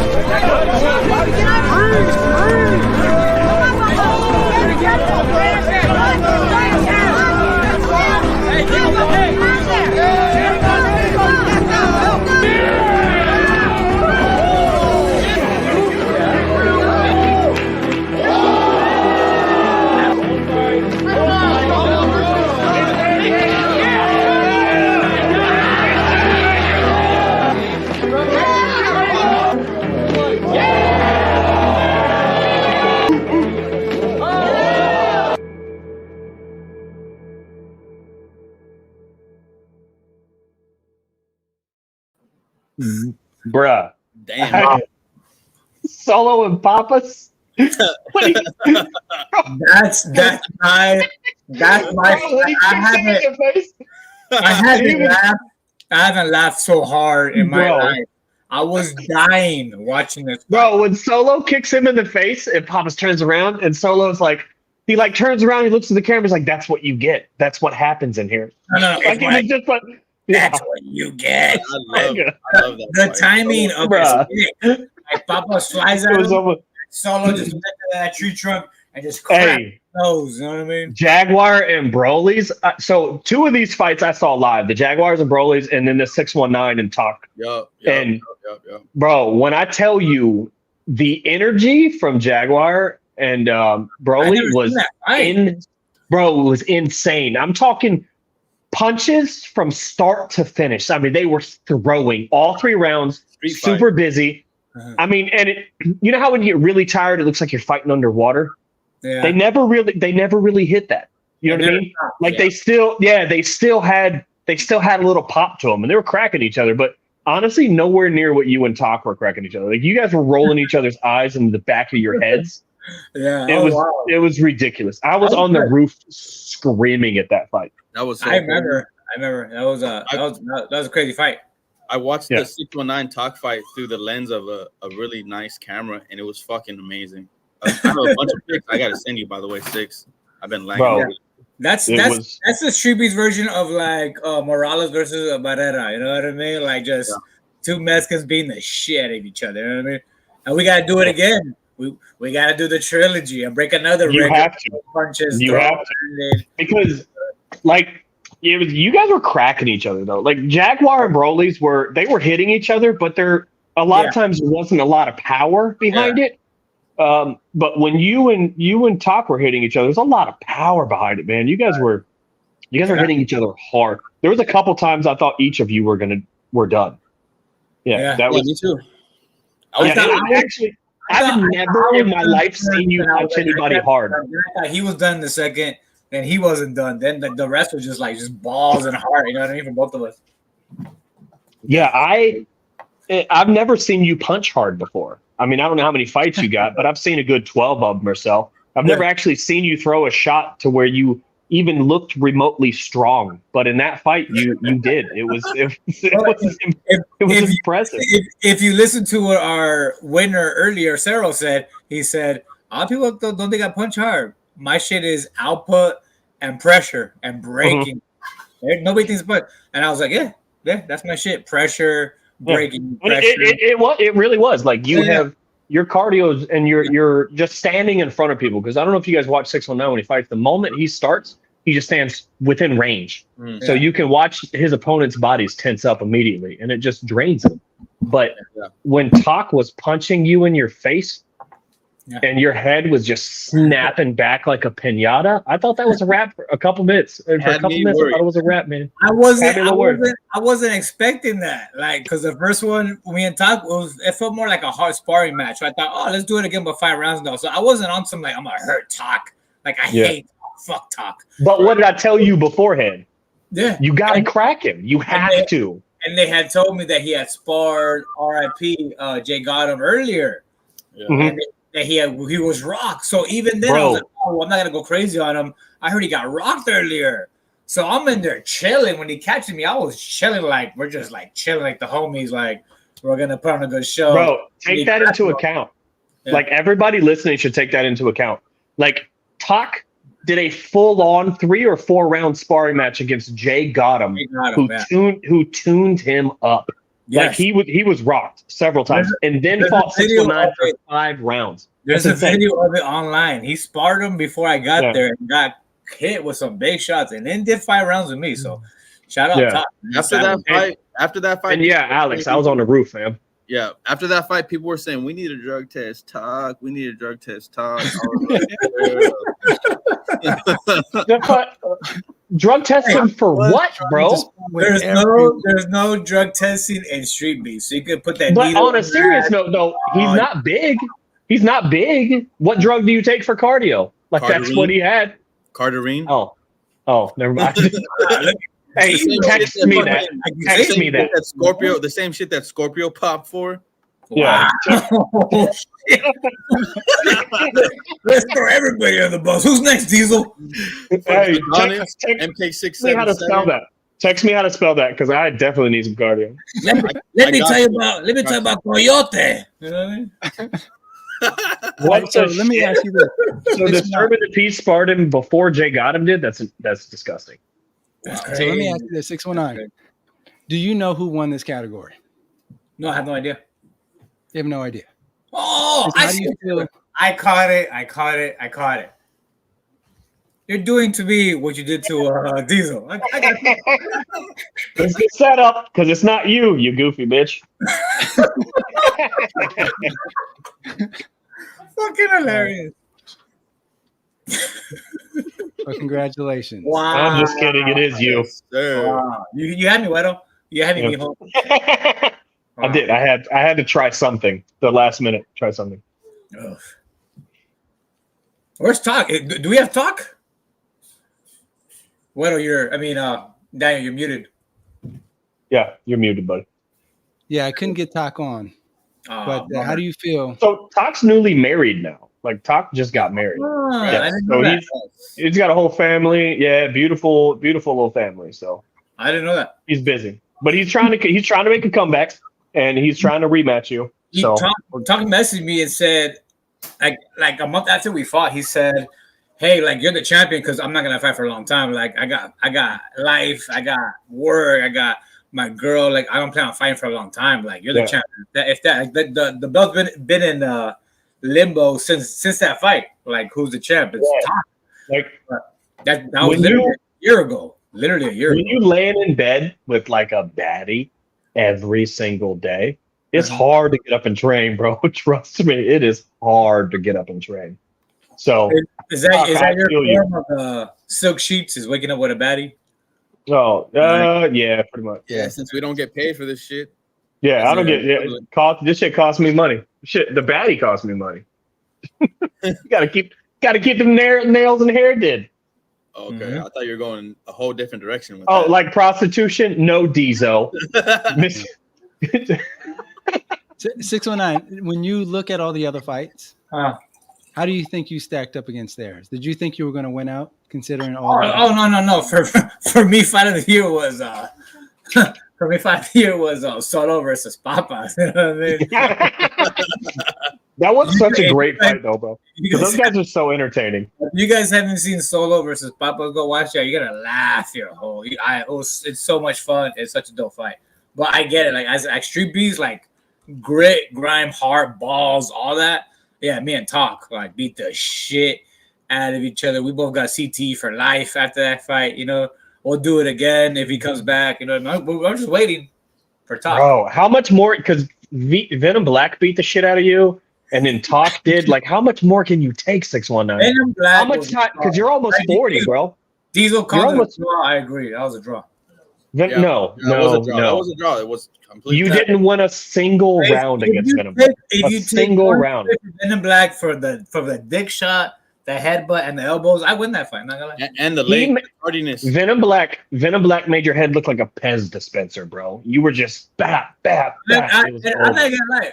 Talk version 2.0 hits way harder than Venom Black. Venom Black nothing cracked me that thought, damn, I should take a knee. I could believe that. I was just really tired. Like, do you remember we were there for 8 hours going up that fucking mountain? I was tired. Yeah. I was literally, bro, the way he made you wait, the way Venom Black made you wait. Respect. No, respect. Gold. Like gold, yeah.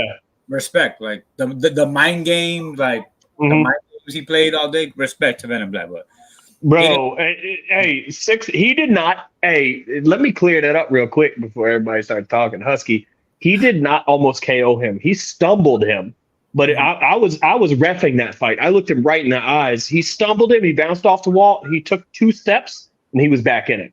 So he cracked him hard, but almost KO. No, sir. Yeah, he got me good. Him and Dark Lord got me good. More on some like off balance shit, but those 2 guys were the best shots in the whole Shark Tank. Yep. But you guys try Shark Tank. Try to fight 13 dudes back to back with no breaks. You know what I mean? I don't want to do anything with 13 dudes, much less fight them. That doesn't sound like fun at all. Well, I've got cardio for barely 1 for the first 45 seconds. That just doesn't sound like fun to me at all. Yeah, I just waited because I remember Wedo was asking me, hey, so do you want a minute break in between each dude? I was like, nah, no breaks. You know what I mean? Like, let's step it up a notch. Like, I don't want to. You also were like, let's do them smallest to largest. And I was like, no, sir. Let's do largest to smallest so you have cardio for the bigger guys. Yeah. Yeah. Can you imagine having to fight like Verdi King at the end of that? Arizonian, Young and Lavish. Yes. Those guys would have beat the shit out of you. It would have been bad, yeah. So that was good on you. Before the Reddies came out at night. Bro. Bro, Coyote is the bane of their existence over there in Virginia. Bro. Yes, the forever we own the OG yard in that sense because of Coyote. You know what I mean? Yeah, like the West Coast piggybacks on Coyote's shoulders for sure. Absolutely. All right. So with that, 619, you want to give any shout outs? Any message to your fans, your followers? He's like, nah. Shout out to all my fans. I know I changed the level of boxing in Street Beefs when I came into it. It's like, what am I looking at? I've never seen anything like this. You know what I mean? Like, this is Canelo and Lomachenko in one. This is the Mexican Mayweather. Like, wow. You know what I mean? Like, I elevated everybody's boxing when I jumped in against Big Willie. You know what I mean? My boy Big Daddy Williams. But yeah, dope fight. My whole thing is take one to give one. You know what I mean? That classic Mexican style you always get from me. Like, you got to take me on a stretcher. I'll never quit. I'll never fold. You know what I mean? You're so full of shit. How to ruin my speech, you fuck. I was going deep. I'm not gonna lie. That'll be the first time you've ever been deep. Wow. Yikes. Yeah. Are you referring to my wiener? Yeah. No, yeah, that's a wiener joke. Ask our girl. Who's our girl, dude? The one that was behind you earlier. Yeah, put her on the spot. Let's put her on the microphone real quick. Oh, you're talking about Itzel? I was like, cut. Yeah, okay. So back to the show, gentlemen. What's next, Daniel? What's next before we get too off on a tangent? So we're gonna take so there is actually there's 3 more categories left. And they're really big categories. Yeah. And so before we go to those categories, we're actually going to just take a quick break to talk about a surprise, something that we're actually cooking up at Heart in a Fight. And so for those who have watched Heart in a Fight, I mean, we do shows with, What on the Mexican. We also have done other shows. But last year, there was a particular show that was really popular. And so I just want to bring on one of the people who helped facilitate that show because that person has a surprise. So let me bring on Fire Chicken from Scrapyard. Yeah, Fire Chicken, how you doing? I'm back. You are back. Bro, he give off some NASCAR vibes right now with those glasses. Is that just me? Vipers? I got some real NASCAR vibes from him right now. Oh man. Big announcement. Scrap Talk season 2 is on the way. When was season 1? Wasn't that like 6 years ago? It feels like it, yeah. I feel like Scrap Talk's been going on for a long time. Yeah. No, they did a season and then just didn't do any more. Who's Lynn? I don't know Lynn. Lynn is he's kind of the guy that behind the scenes with everything that we do. He's Pishoto. He's he takes care of I know you're talking about. I met him. Yeah. And then Crazy Legs and Viking Word. That'll be a solid lineup. Yeah. Yeah. So let me ask you this: why did you want to do season 2? Because I know it. The agreement was we do one season, and then we can, at the end of it, when I asked y'all, like, do you want to continue? Some of you are like, hey, let's just take a break. We weren't sure if we wanted to continue a second season, and then you hit me up and was like, hey, we are interested in the second season. So I'm curious why this time. You know what?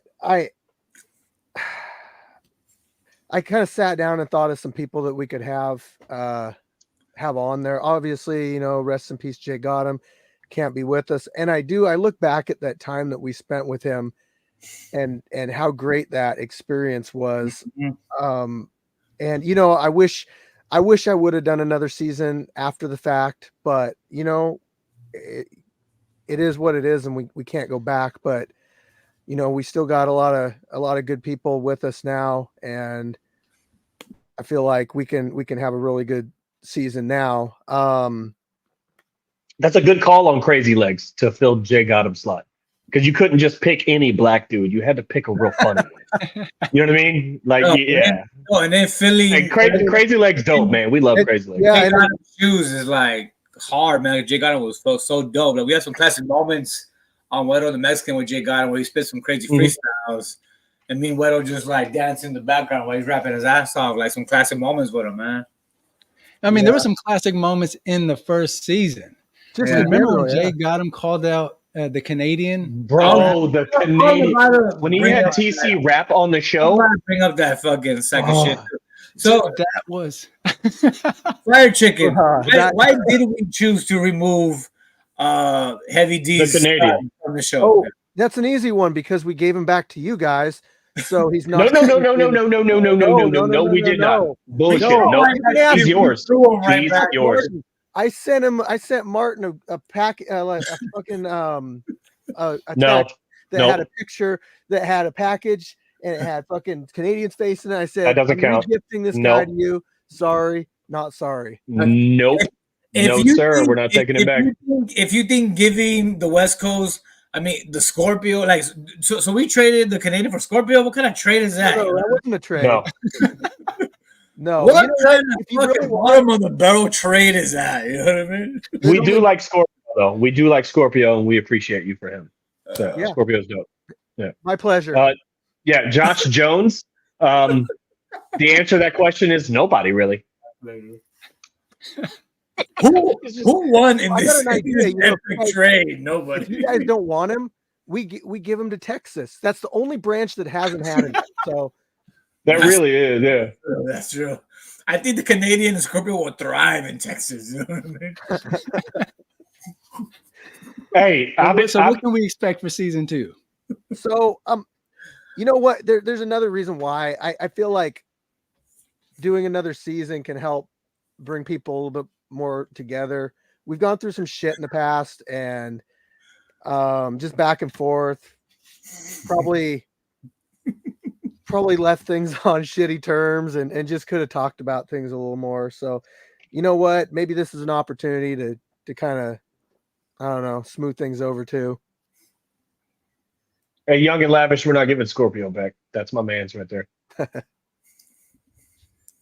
Yeah, and I love the fact that we're bringing, Viking Warrior and having some new folks like Lynn. And so I'm curious, I mean, what do you think Lynn will provide to the show? Because he isn't a fighter per se, but he's kind of a person in the background, a supporter of the branch, and he also has tons of knowledge. Yeah, so Len has a lot of experience with coaching, whether it's football, different sports.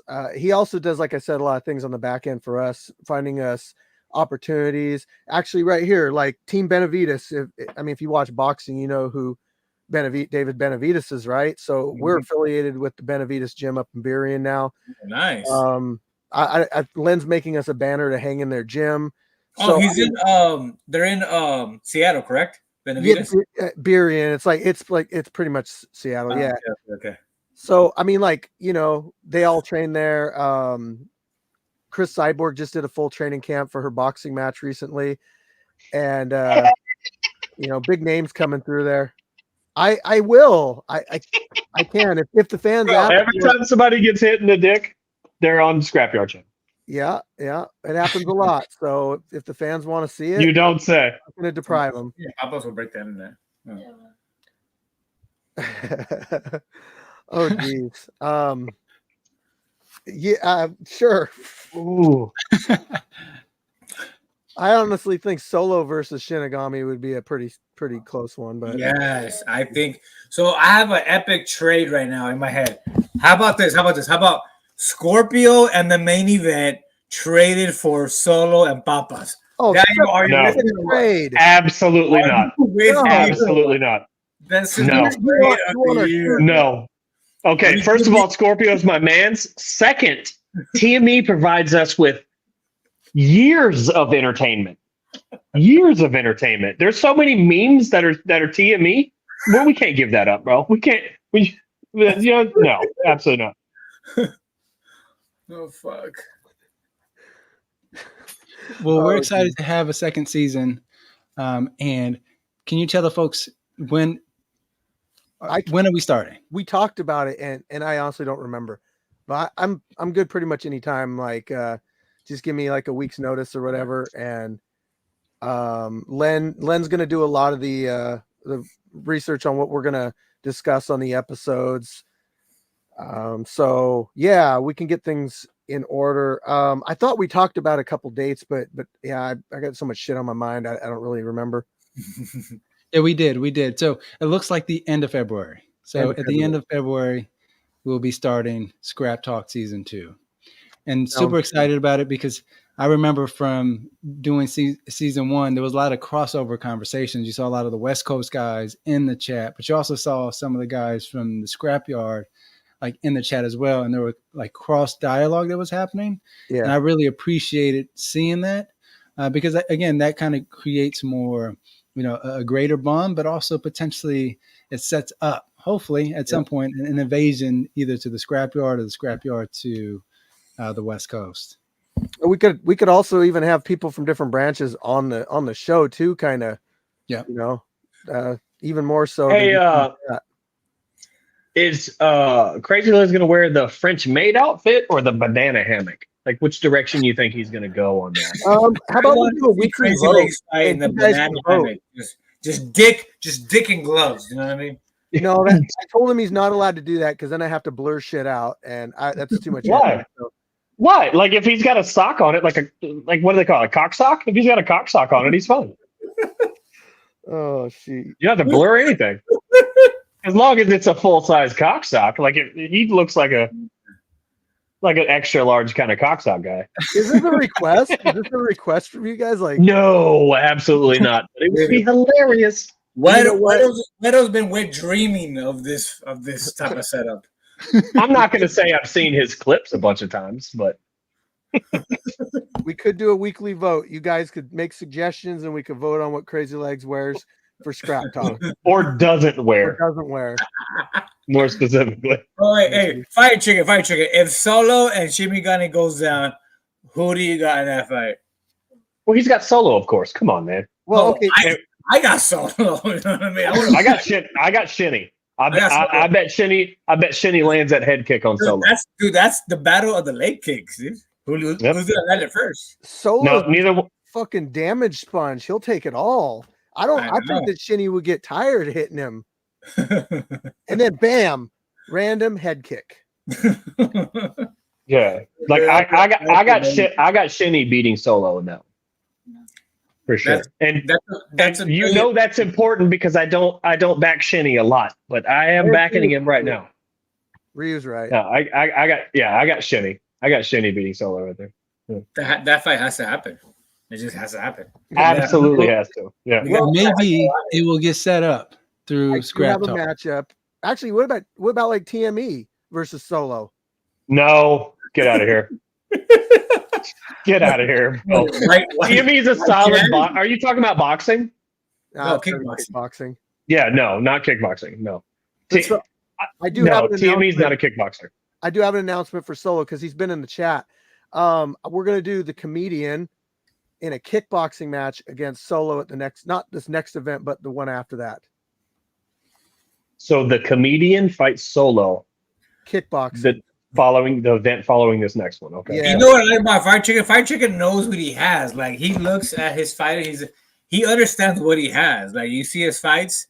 We don't do that. Like, we should be putting the main event versus like Llama. You know what I mean? Like, that's the type of shit Fight Chicken would do because he knows what he's doing. He knows what he has. He has papas and Bro, so we gotta maintain some integrity because he knows that's entertainment. That's what you watch Streetbeefs for. You know. Yeah.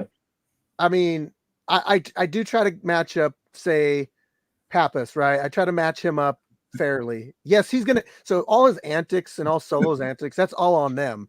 You know, we try not to get in their way too much on that. We just say, hey, try to follow the damn rules the best you can. Yeah. But we are trying to hook these guys up with like more fair matches. Pappas wants to fight everybody. He wants to fight Terrifier. He wants to fight everybody. But that's a terrible idea. That's a terrible idea. Don't let him do that. When I see Papa's fight, I think, wow, they must have amazing crystal meth in Gig Harbor. I'm not gonna lie.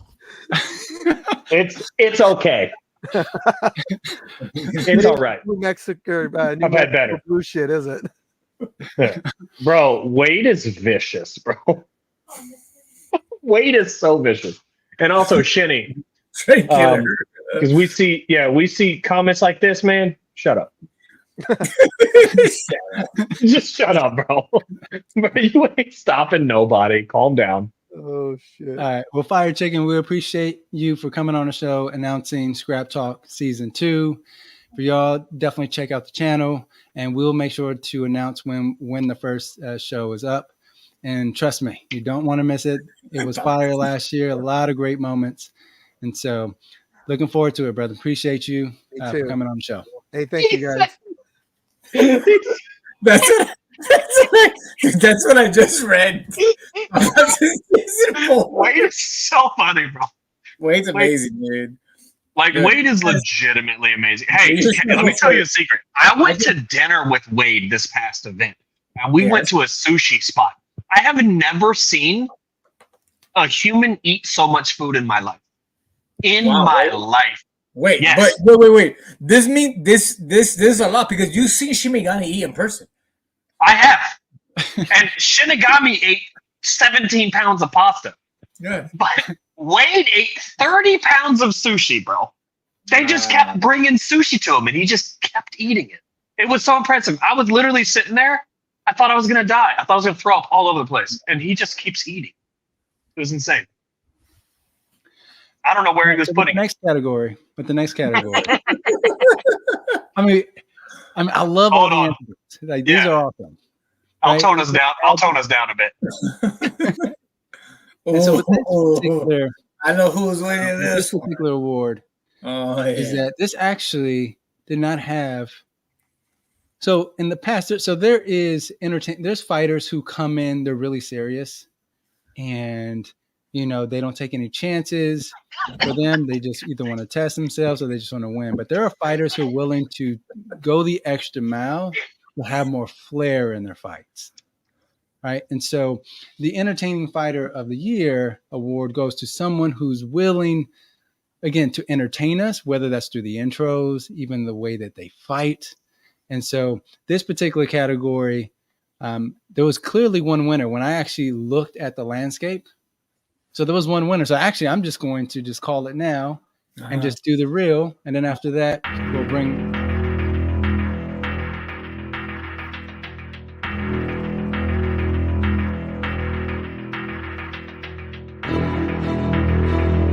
Aaron Yeager was right. Humanity sucks. We deserve the rumbling. I'm really excited today. I got a great fighter. He might knock me the hell out. But hey. There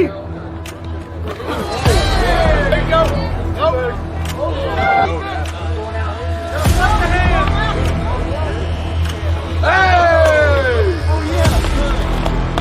Hey, keep it up. Don't be scared. Time to go.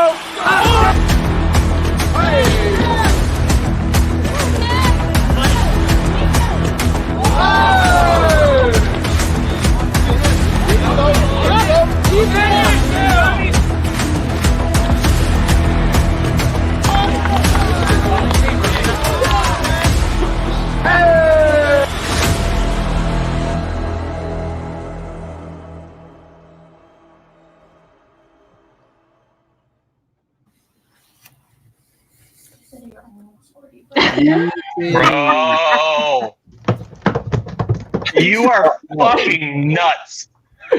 Thank you. This dude is insane. Now, Daniel didn't do a reel for other contestants. He just did a reel for you. So respect. I like it. Yeah. Thank you so much. I appreciate it. That was dope. Yeah. Just to see exactly, like, you guys got to see what he brings to the table. I've watched all of his fights, and he just there's no better way to describe him than entertaining. He's just entertaining as fuck because you never know what he's gonna do. No. Yeah. And It why do helps, you like, start being, with it running? helps being delusional, like when you're just retarded, it's like you get in there and you get in the cage. Did you, and you're just sir? like- Did you just hard R us right now? We don't do that.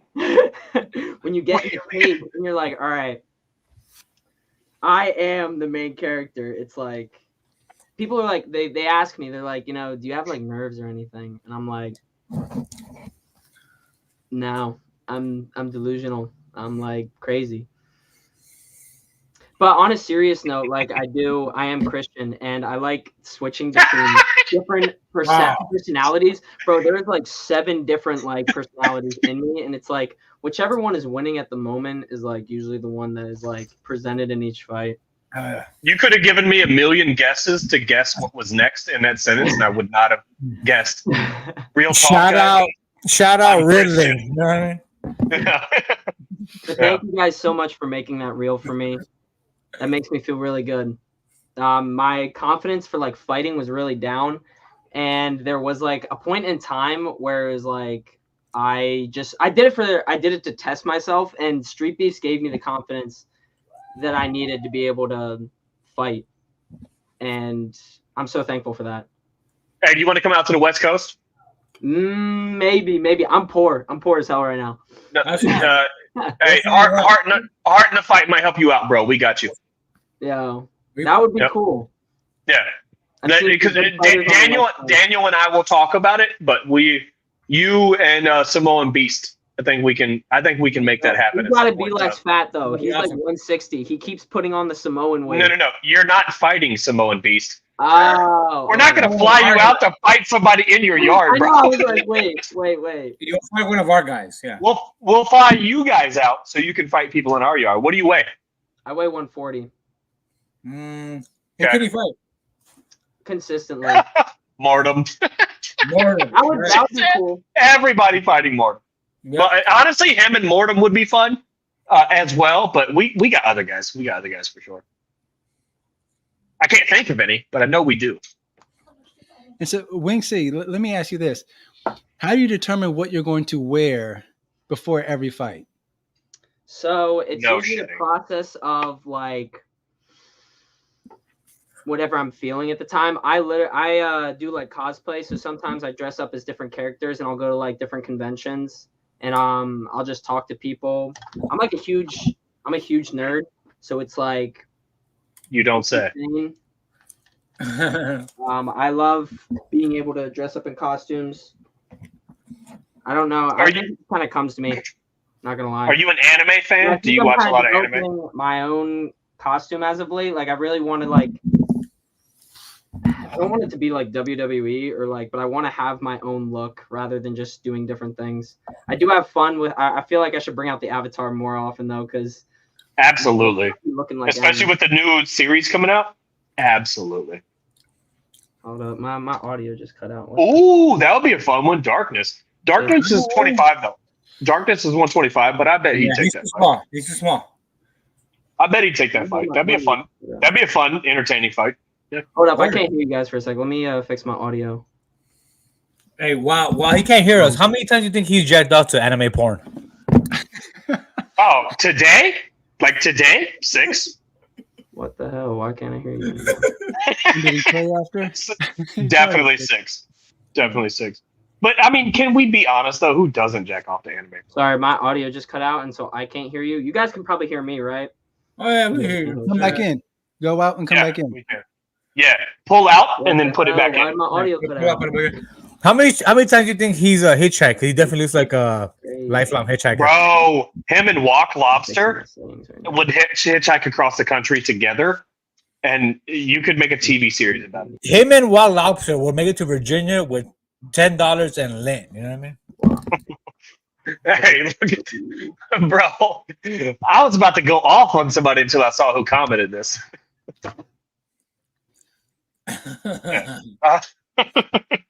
Shout out to Husky. I know, mad shout out to Husky. Hey, and thanks for the whiskey, Husky. Girls love Husky. My girl watches, Husky, because he's in a costume. Right? Sorry, I'm like, I can't even hear you guys right now because my audio just cut out and I can't hear you through my headphones. I wonder if I can put you in through my speakers. Go out and come back in. All right, that's all. Yeah. Oh, That's wait. what she said. All right. What was that? Yeah, there he goes. Yeah, man. If you watch his fight, he's super entertaining. His intros very entertaining. Yep. Yeah, even when he wins, his outros are entertaining. Yeah, and the thing is, even like the choices he makes during fights, like doing the backflip when the guy was on the ground, or when he's like doing like when he's running around the cage and then like flies at his opponent. Like no one really does that. I mean, I him, think Solo, I think Papas. this year we robbed Papas the way we robbed Sensation last year. But I'm not mad at it. You know what I mean? I think Papas right now is punching the air. Nah, hey. Papas is in the living room. Papas is fun to watch, but he's not as entertaining as Wayne C. He's really not. I bet he's entertaining as fuck. But respect. Yeah. So as we wait for that, Uh-huh. okay, actually he's back in. Can you hear us now? Sorry about that. Bam, you're good. You can hear us now? Yeah, I can hear you guys now. Okay, cool. And so, I was just describing how entertaining you are with your intros, your outros, even some of the decisions you make during your fights. Like when you run around the cage and then attack your opponent. Like, why do you do that? Is that something? I like to imagine because I'm delusional. It's like I feel like the glove touch one is really cringe because like sometimes people take cheap shots and they kind of weaponize the respect aspect of it. Mm-hmm. So when but it also made me look like a fool when I was versing God of War because I did not. It was like I was like already going up to kick him and then he goes for the glove touch and I'm like. The internet will not let you slide if you attack somebody during a glove touch. Yeah, they I will was not like, let you slide. it was literally the worst timing of all things, and so you can't do it. I got humbled pretty quick, but that was not my intention. Yeah. Because if anyone could have saw what transpired before the fight, I was like, "Yo, I'm so ready for you to beat me up." I was like, "All respect to you," and then like that clip, and I was like, "No." So, can we discuss the do-rag? Yeah. Can we just pop on that a little bit? Okay. Let's see those waves. Daniel, you ready? I meant the one you wore in the fight, not the one you're wearing now. No, yeah, I usually. I mean, like, what makes you go? This fits. I'm gonna rock this. You know what makes them do that? 8 Mile. I feel you. Like that's my favorite culture. But I don't know if I'm fighting a do-rag, bro. What does that even mean? That's my favorite culture. What does that even mean? Oh, never mind. Hey, Ryu just said he approved, so you go, fam. I approve. Yeah. Yeah, we good. Yeah, it's just a style choice. Uh-huh. Channeling his Deshaun Strickland. Yeah, facts, bro. It was literally like I've been That's wearing so dope. I've been wearing bandanas for like a year now, or like a couple years, and then I saw Deshaun Strickland. I'm like, spirit animal. Yeah, so explain to us what a do-rag feels like, because I don't know what a do-rag feels like. I'm Mexican, so we used to do the pantyhose. We do the pantyhose, do the hood shit to keep our hair flat, like the Caesar. What does a do-rag feel like? Well, I think a do-rag is actually silk. Like this is only cotton, so like people just confuse a bandana for a do-rag, and I just you're ride poor. with I just ride with the do-rag. It's gonna be cotton. You're poor. And it doesn't really feel like anything. I don't know. It feels like a fabric or a cloth. It's Manny. It's not couple like, shots of Henny. Yeah. I don't really feel it. It's almost like I call it my Super Saiyan hair, because when it comes off, then it's like that's how you know the fight's good, because then it starts getting good if it causes it to come off. This right here is a perfect example, like, of what 609 and I were talking about earlier. Like the West Coast, we always believe we have the most talented fighters, but the East Coast has the most marketable fighters. Like you guys are so marketable. Like the characters that come out of the East Coast are some of the best characters that we have in all of Streetbeefs. We got some good guys, and they're definitely, especially Death Sentence. I was thinking he was gonna, dude. He's a star, bro. He's gonna be like he's so funny. I want to see if he gets any awards next year because he is a character, bro. Besides you, who would say were like the top 5 guys from the OG branch? Hey, hold on. Well, Mac, you know we're not talking about you, bro. You know we're not talking about you.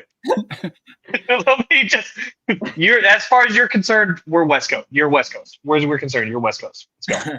That sentence, bro, he'd be John Jones, bro. He's be saying the funniest stuff on his internet. He's like, I'm calling out Conor McGregor. I'm calling out John Jones. Khabib. That sentence, I'm gonna check him out. Yeah, I'm gonna look this dude up. He's Yeah, gonna Is he out- good? he's gonna Is he good or just entertaining? People in the chat. It's kind of- entertaining. It's entertaining. Oh, okay. Daniel with the heat. I mean, Yeah. I saw the fight he had with Miles. It didn't look good, and so it just. We'll see. He's just We'll see entertaining that. though. Okay. Yeah, he's super entertaining.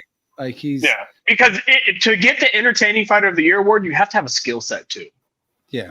Like it's awesome to be a character, but you have to Back be it able to apply the trade a little bit. You gotta know what I back mean? it up. You gotta back it up.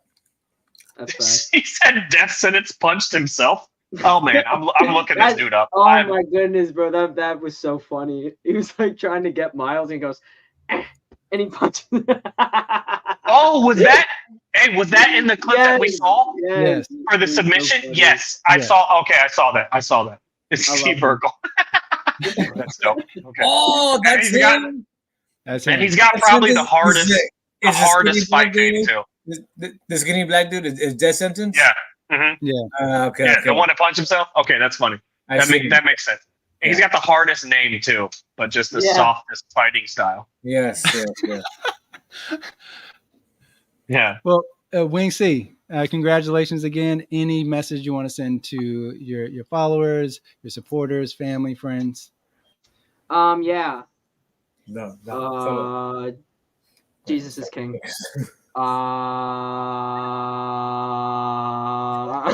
Fuck. I fully expect you to say where all the white women at. That's it. You know what? That was beautiful, bro. That was very complex. Well said. Fucking Yeah, beautiful. thank you, Wow. thank you. Well said. Absolutely. That was amazing. Couldn't have said it better myself. That was I know, amazing, right? bro. Divine revelation. Yep. The 717 representing. Thank you guys, though. I really appreciate this award. You're welcome, sir. Hey, Daniel, you're muted, buddy. You're muted. Okay, I was just going to say that we'll be in contact so that we can bring you back out to the West Coast. We can bring you to the West Coast. So, Nice. and you'll get your award pretty soon. So, congratulations once again. Thanks for coming on the show. Damn. Yeah. Damn. There you have it. The most entertaining. Net game strong, bro. Net game strong. Yes. How many more we got, Daniel? How many more awards we got? Two more. And so the next one is the biggest flowers, people. You heard? Oh, Biggest hard award. The biggest hard award. This goes to a fighter who shows up day in, day out, gives it his best, whether he wins or loses. Like he shows heart, and to me, It's a person who is a student of the game. Yes. You know what I mean? Like somebody who just is here to show up, put in everything they have, and then keep on going, win or lose. Yep, win or lose. And they're willing to accept all the big challenges too. Right. And so even when people are like, hey, that doesn't look like a good matchup, they're like, nope, bring it on. And so with that, we want to announce who the winner is. And here it goes. Oops. A lot of you may be shocked and befuddled at this choice. I'm not gonna lie. Well, I was shocked when they called WA a couple years ago. The biggest hard award goes to Senegal.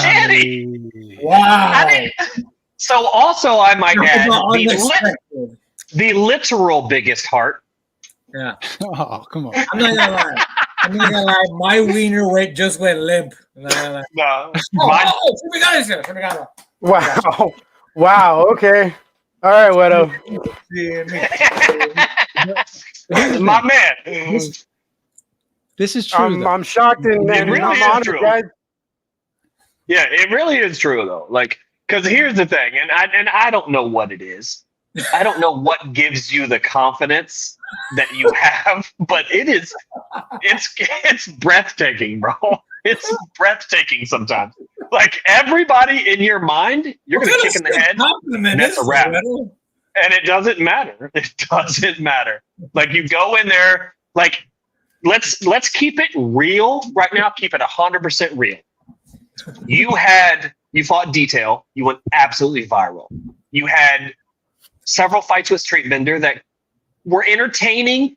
A couple of them could have went one way, could have went the other way, blah, blah, blah. And then you had, 4 fights where you just got pummeled?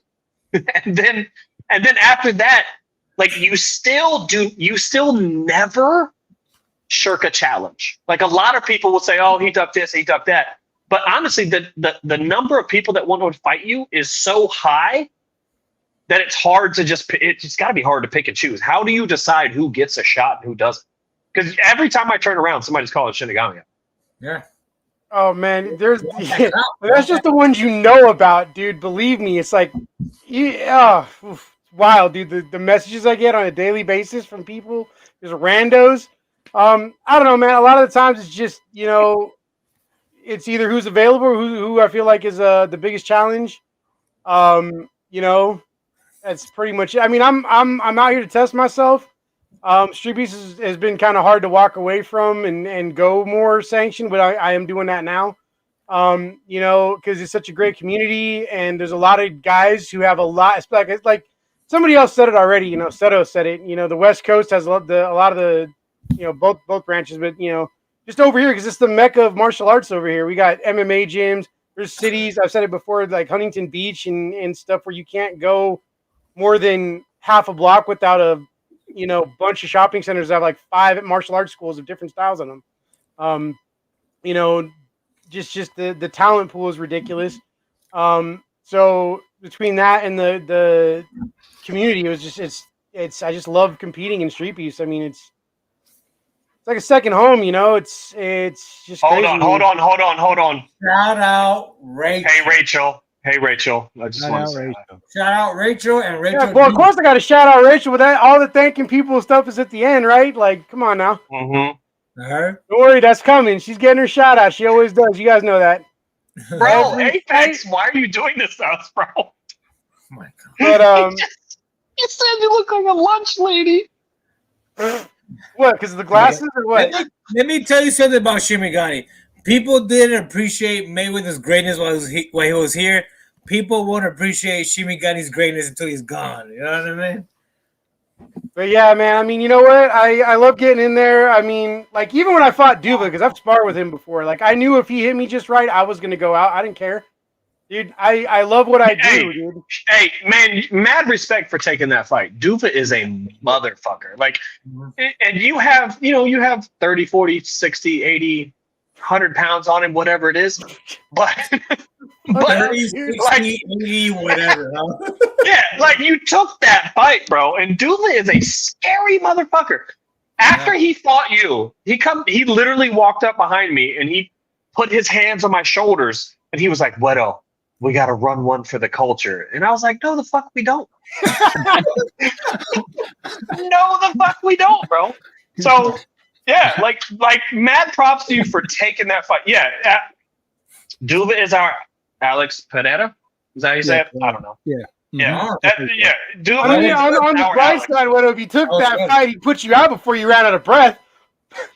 Dude, he probably would. Like, he probably would. Duva's a bad motherfucker, man. He is a dangerous man, dude. But I had to go in there and I had to test myself, man. Honestly, like, dude, I'm not afraid to die in the cage, man. I'd rather die there than in my sleep somewhere. Well, that's good because you've almost died like 3 times. It's and very really good only you're not once, afraid. dude. Really only once. Because Big Smash Little Satan almost killed you. Duva almost you killed you. cracked me in the back of the head with an illegal elbow, dude. Doesn't matter. That one was scary. That scared me.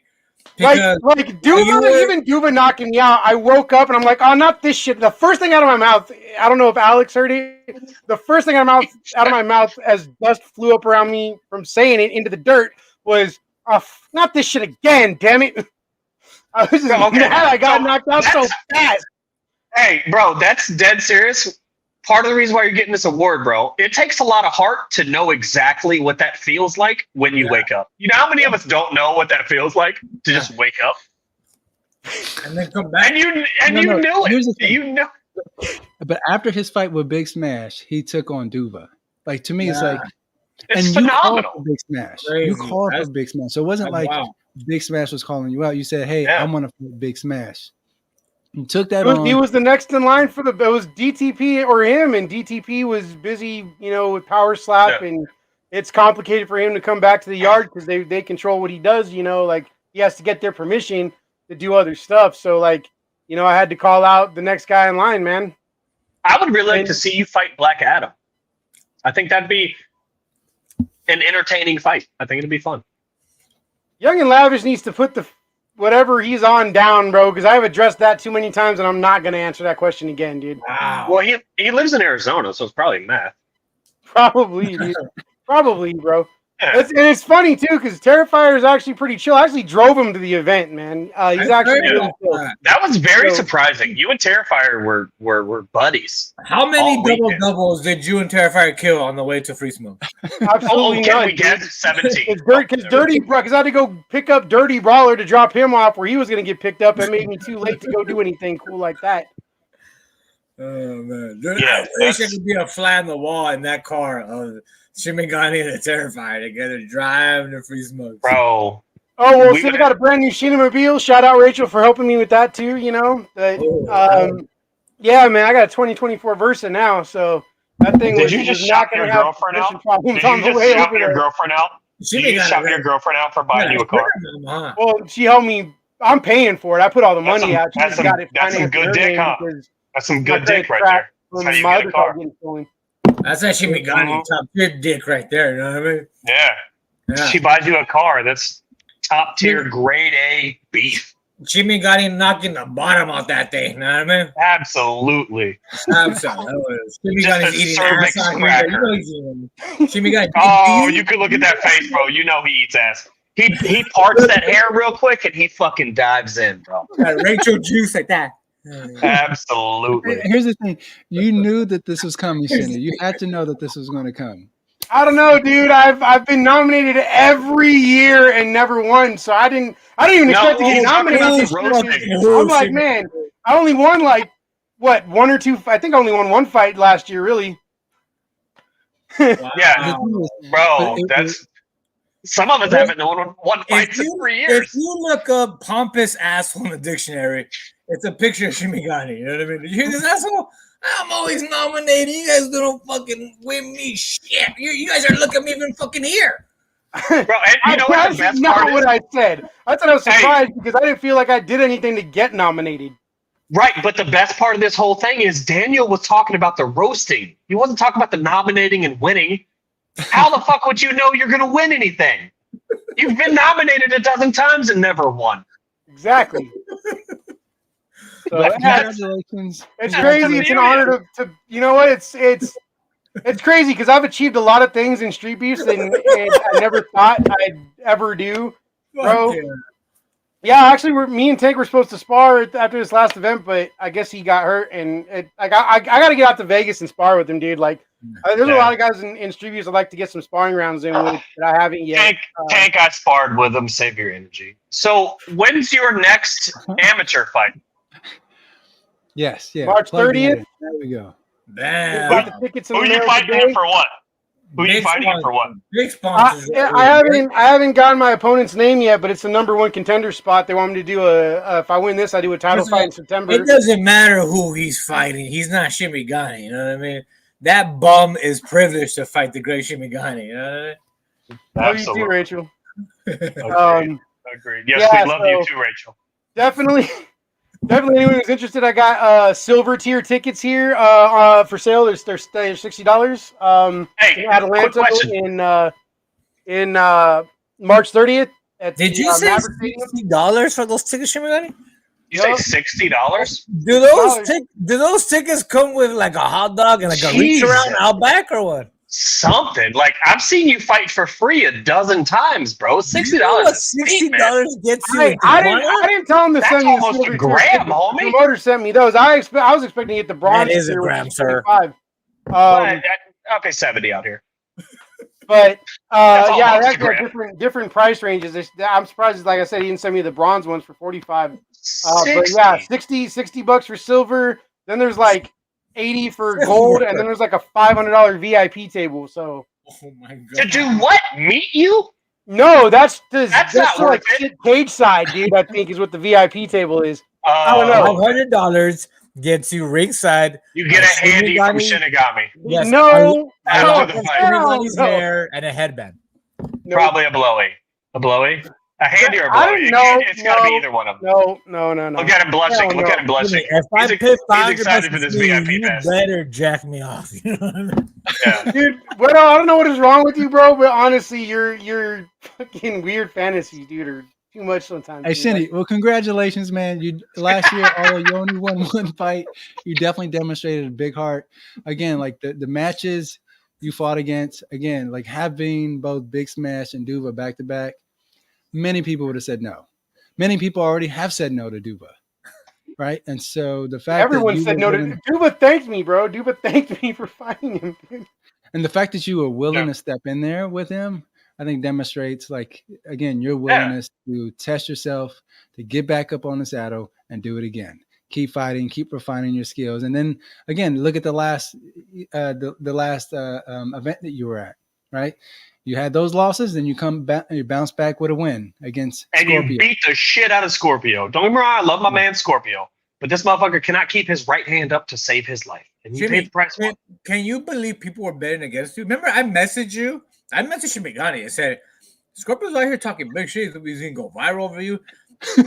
Oh yeah, I know, dude. I knew. Jimmy Dude, I had people messaging me, dude. Jimmy Guy was like, Talking "You don't know- you don't know Scorpio's talking all kinds of smack, but he's mad scared, dude. That's why he's doing it. And like, oh, whatever, dude. You know what? He asked for the fight. He wanted to fight me. I thought it'd be a good matchup for the culture because everyone kept saying we're twins.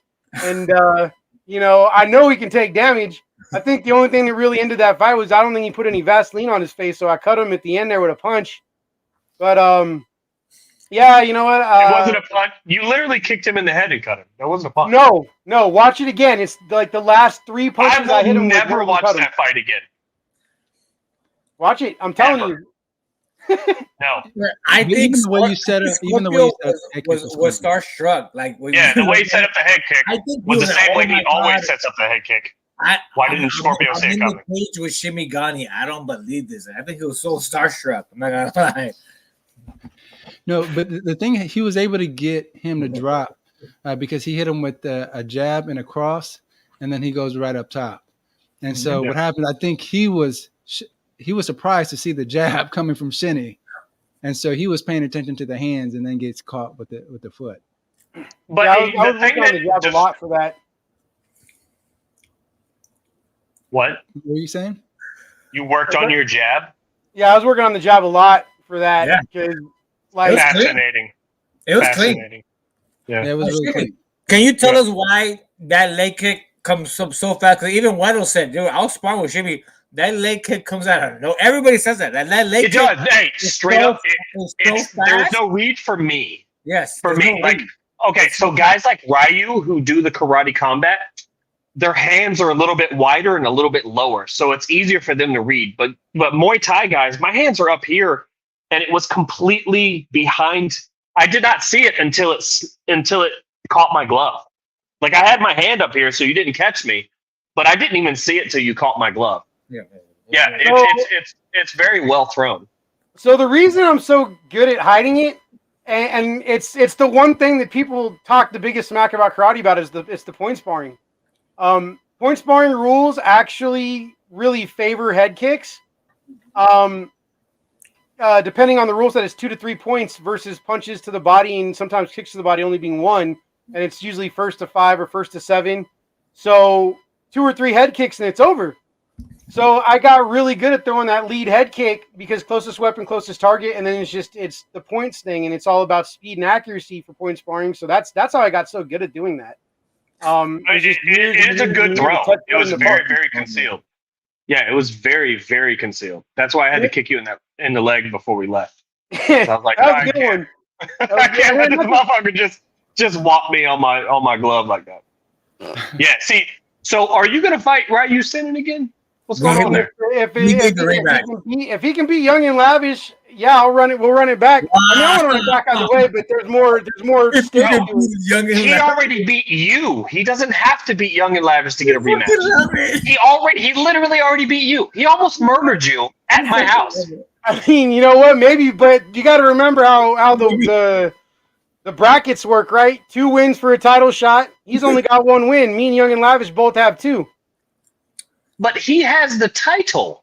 Look, he does not have the title. You Yes, gotta he's love got the karate combat He's title. not have the combat karate title. All That was not a all title the fat match. He does guys. not have a combat Jimmy karate Gummits title. are like nothing else. All right. He said Bro. if he gets through Young and Lavish, then he gets the rematch. You know what I mean? I love it. Dude, okay, seriously, break this down for me, Shinny. He beats you, and now he has to beat somebody else to face you I again. have 2 wins. Actually, That's Young and how Lavish has great- one. Oh my god. That's So, how great no, the you got to buddy remember how is. Street That's how it works. Young and Lavish has That's how one. great he is. Whoever wins the Young and Lavish Ryu Senin match is the other contender for the title. Oh my god, no, that's not how it works. That is how it works. I do love me some Young and Lavish, though. Young and Lavish is one of my favorite characters. It's He's all one right. of my favorite people. He's so dope. But all right, yeah, I don't want to. I know there's like another category after this, right? So That's what I said. I gotta go. I gotta no, go. I gotta go. But I getting know roasted. I don't want to. I've been waiting here for ever. to, message to your fans, your friends. I mean, because you got a lot of fans, to be honest. Like, yeah, I everyone do. is tons of You fans. know, I Hey, think I'm honestly very. Is your name grateful. on any of those trophies? My name's on all those trophies. Okay, I was just curious. Yeah, man. You know, I got a lot of fans. I got to be thankful for it. It's always a very honoring and kind of humbling experience when someone comes up to me and is like, "Hey, you're the guy with the head kick," or "Hey, I watched you fight in the Street Beefs," right? I mean, I'll be out at the Planet Fitness or whatever. You know, it's the fans.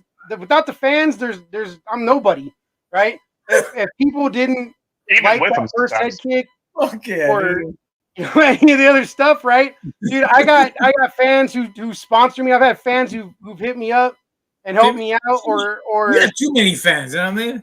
I've had fans actually pay me for shout outs to their friends for their birthdays or whatever. Like, it's crazy, dude. Like, some of that stuff has helped me out in a pinch. I've met some amazing people because of it. I've got fans that are people who I never thought in my life I'd be on Brendan Schaub's podcast or the Pat McAfee show, but especially Brendan Schaub. That was a shocker, you know, that he knew who I was, you know. So I definitely have to thank the fans first and foremost. Without them, I'm nobody. You know,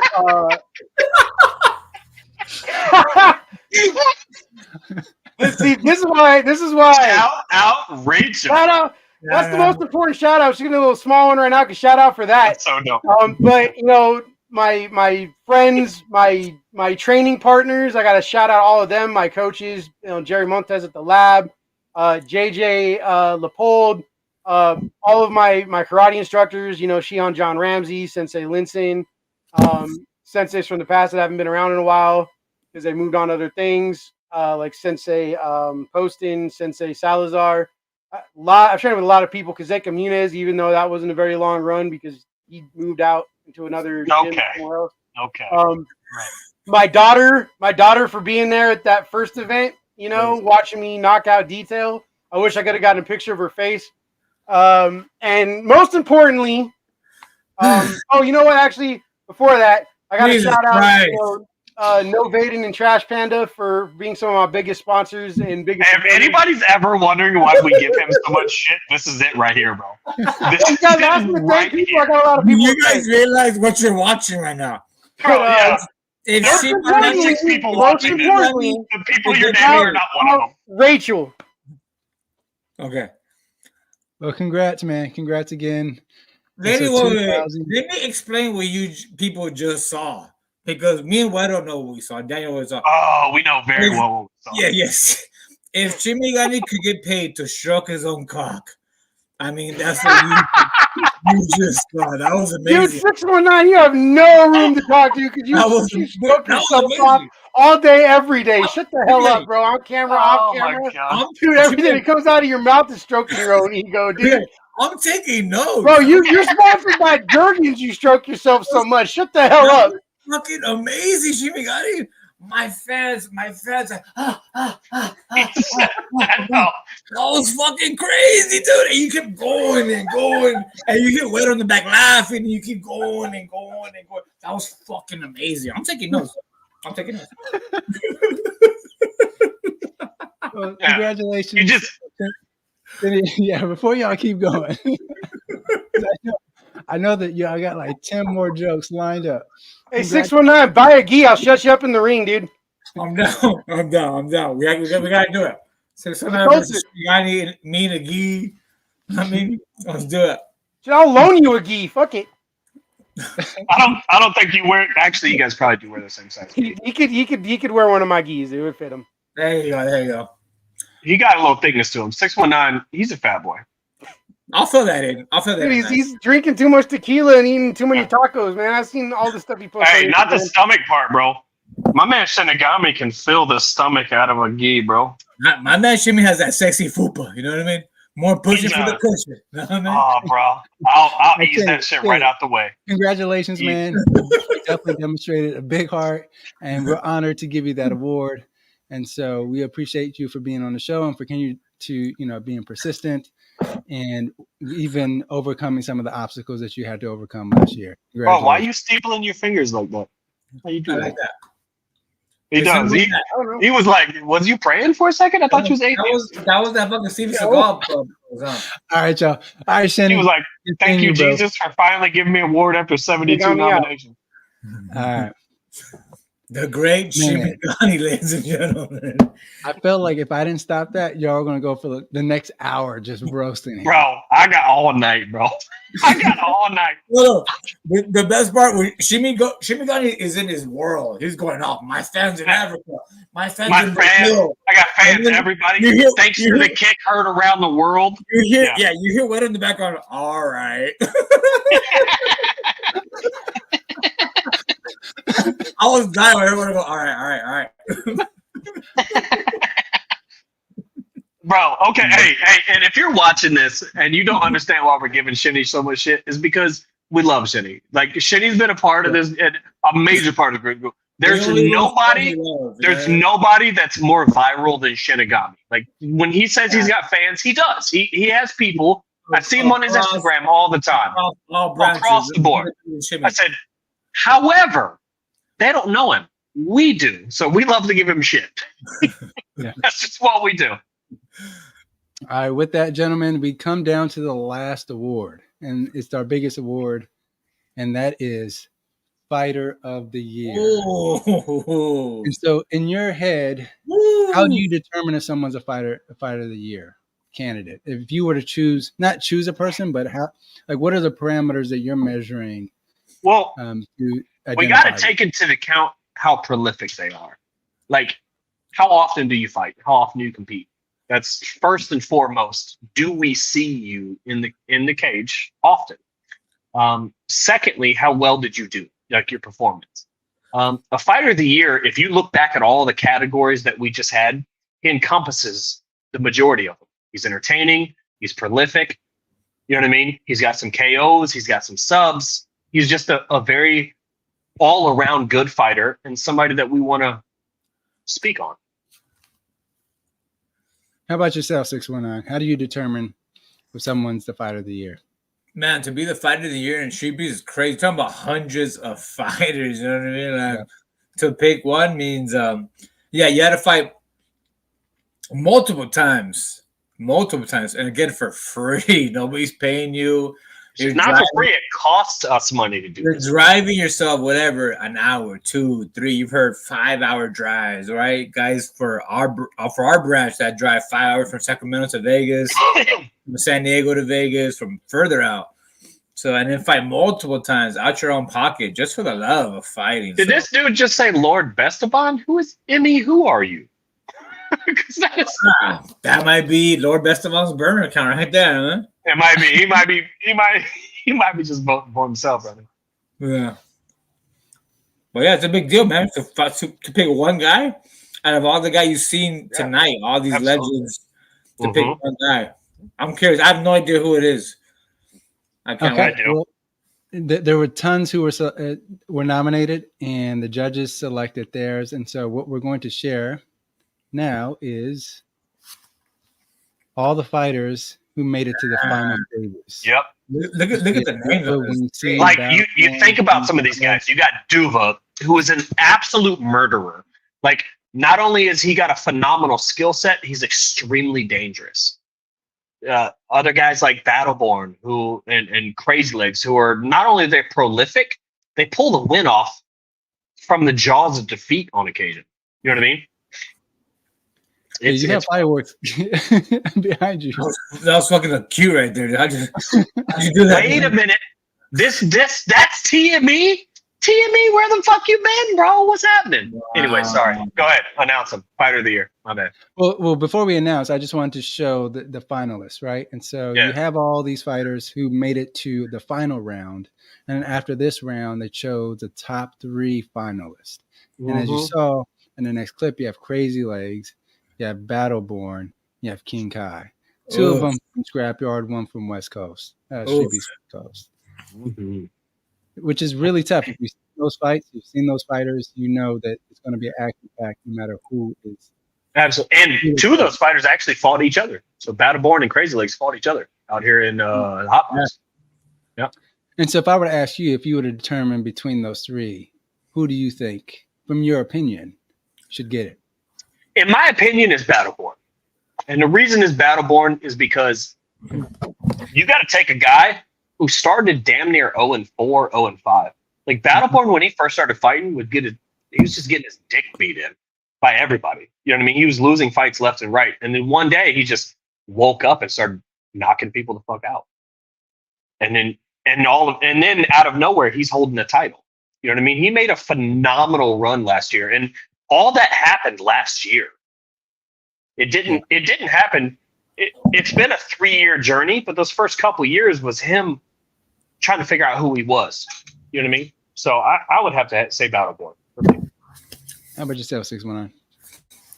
My vote would go for, I love Battleborn, but I would go for Crazy Legs because he fights so much, and this is the one up on him. He traveled to fight. He came out to our yard and had a valid point. He had a banger. See, Battleborn has never went to these. Well, he did go to East Coast, but he couldn't fight. But he hasn't gone to Scrapyard to challenge him. Free Smoke went out there and took an L to his Crazy Legs. Crazy Legs held it down for his yard. And Free Smoke's probably our best Muay Thai fider. And Crazy Legs beat him. Yeah, by far. So Free Smoke's in Thailand doing work. So So that's okay. That's a valid point. Yeah. That's the one up between those 2. I say, well, Crazy Legs actually jumped on the plane and came out to the West Coast and did work and hung out with us. And he's super Shout cool. out to him and Viking Warrior. Him, Viking Warrior, and RP, Jay got him. Those 3 guys, Fire Chicken, all those guys were dope for coming out.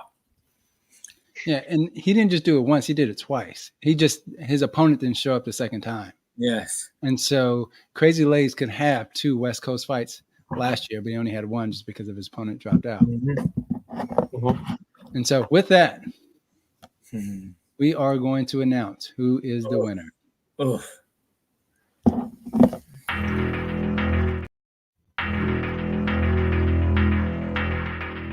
Thank you. Looks like my job's clean. The place is tidy. I'm for hire. Just call me. I'll clean your mess. I'll clean up your apartment. Clean up anything. I'll take care of your girl. Just let me know. Temple line. Deeper.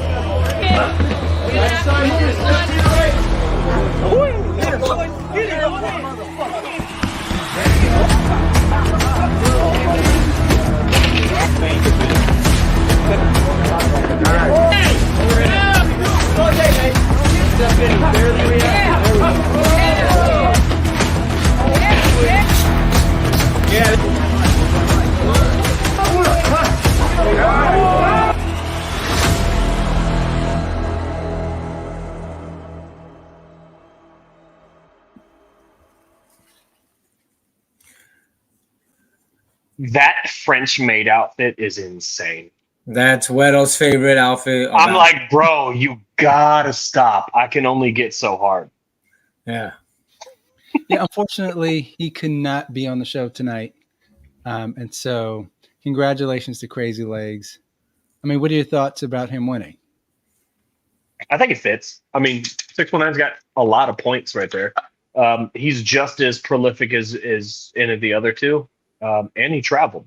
Yeah. So yeah, and he wins. He wins. He's constantly fighting and he wins a lot. So yeah, I got no problem with that going to him.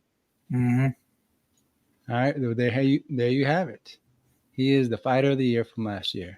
Congrats. There you go, Crazy Legs. Weddle will be sending you Elephant's trunk G-string for your next fight. You know what I mean? There's no choice, you know what I mean? The trunk I'll and the sign trunk. it. I'll You know sign what I it. mean, I'll sign Crazy it. Legs, you know what I mean? I'll sign it and send it in. Ugh. Bro, that Emmy is TME, bro. That's the main event. There we go. The main event. Yeah, he just had a 5-round banger with that itis last month.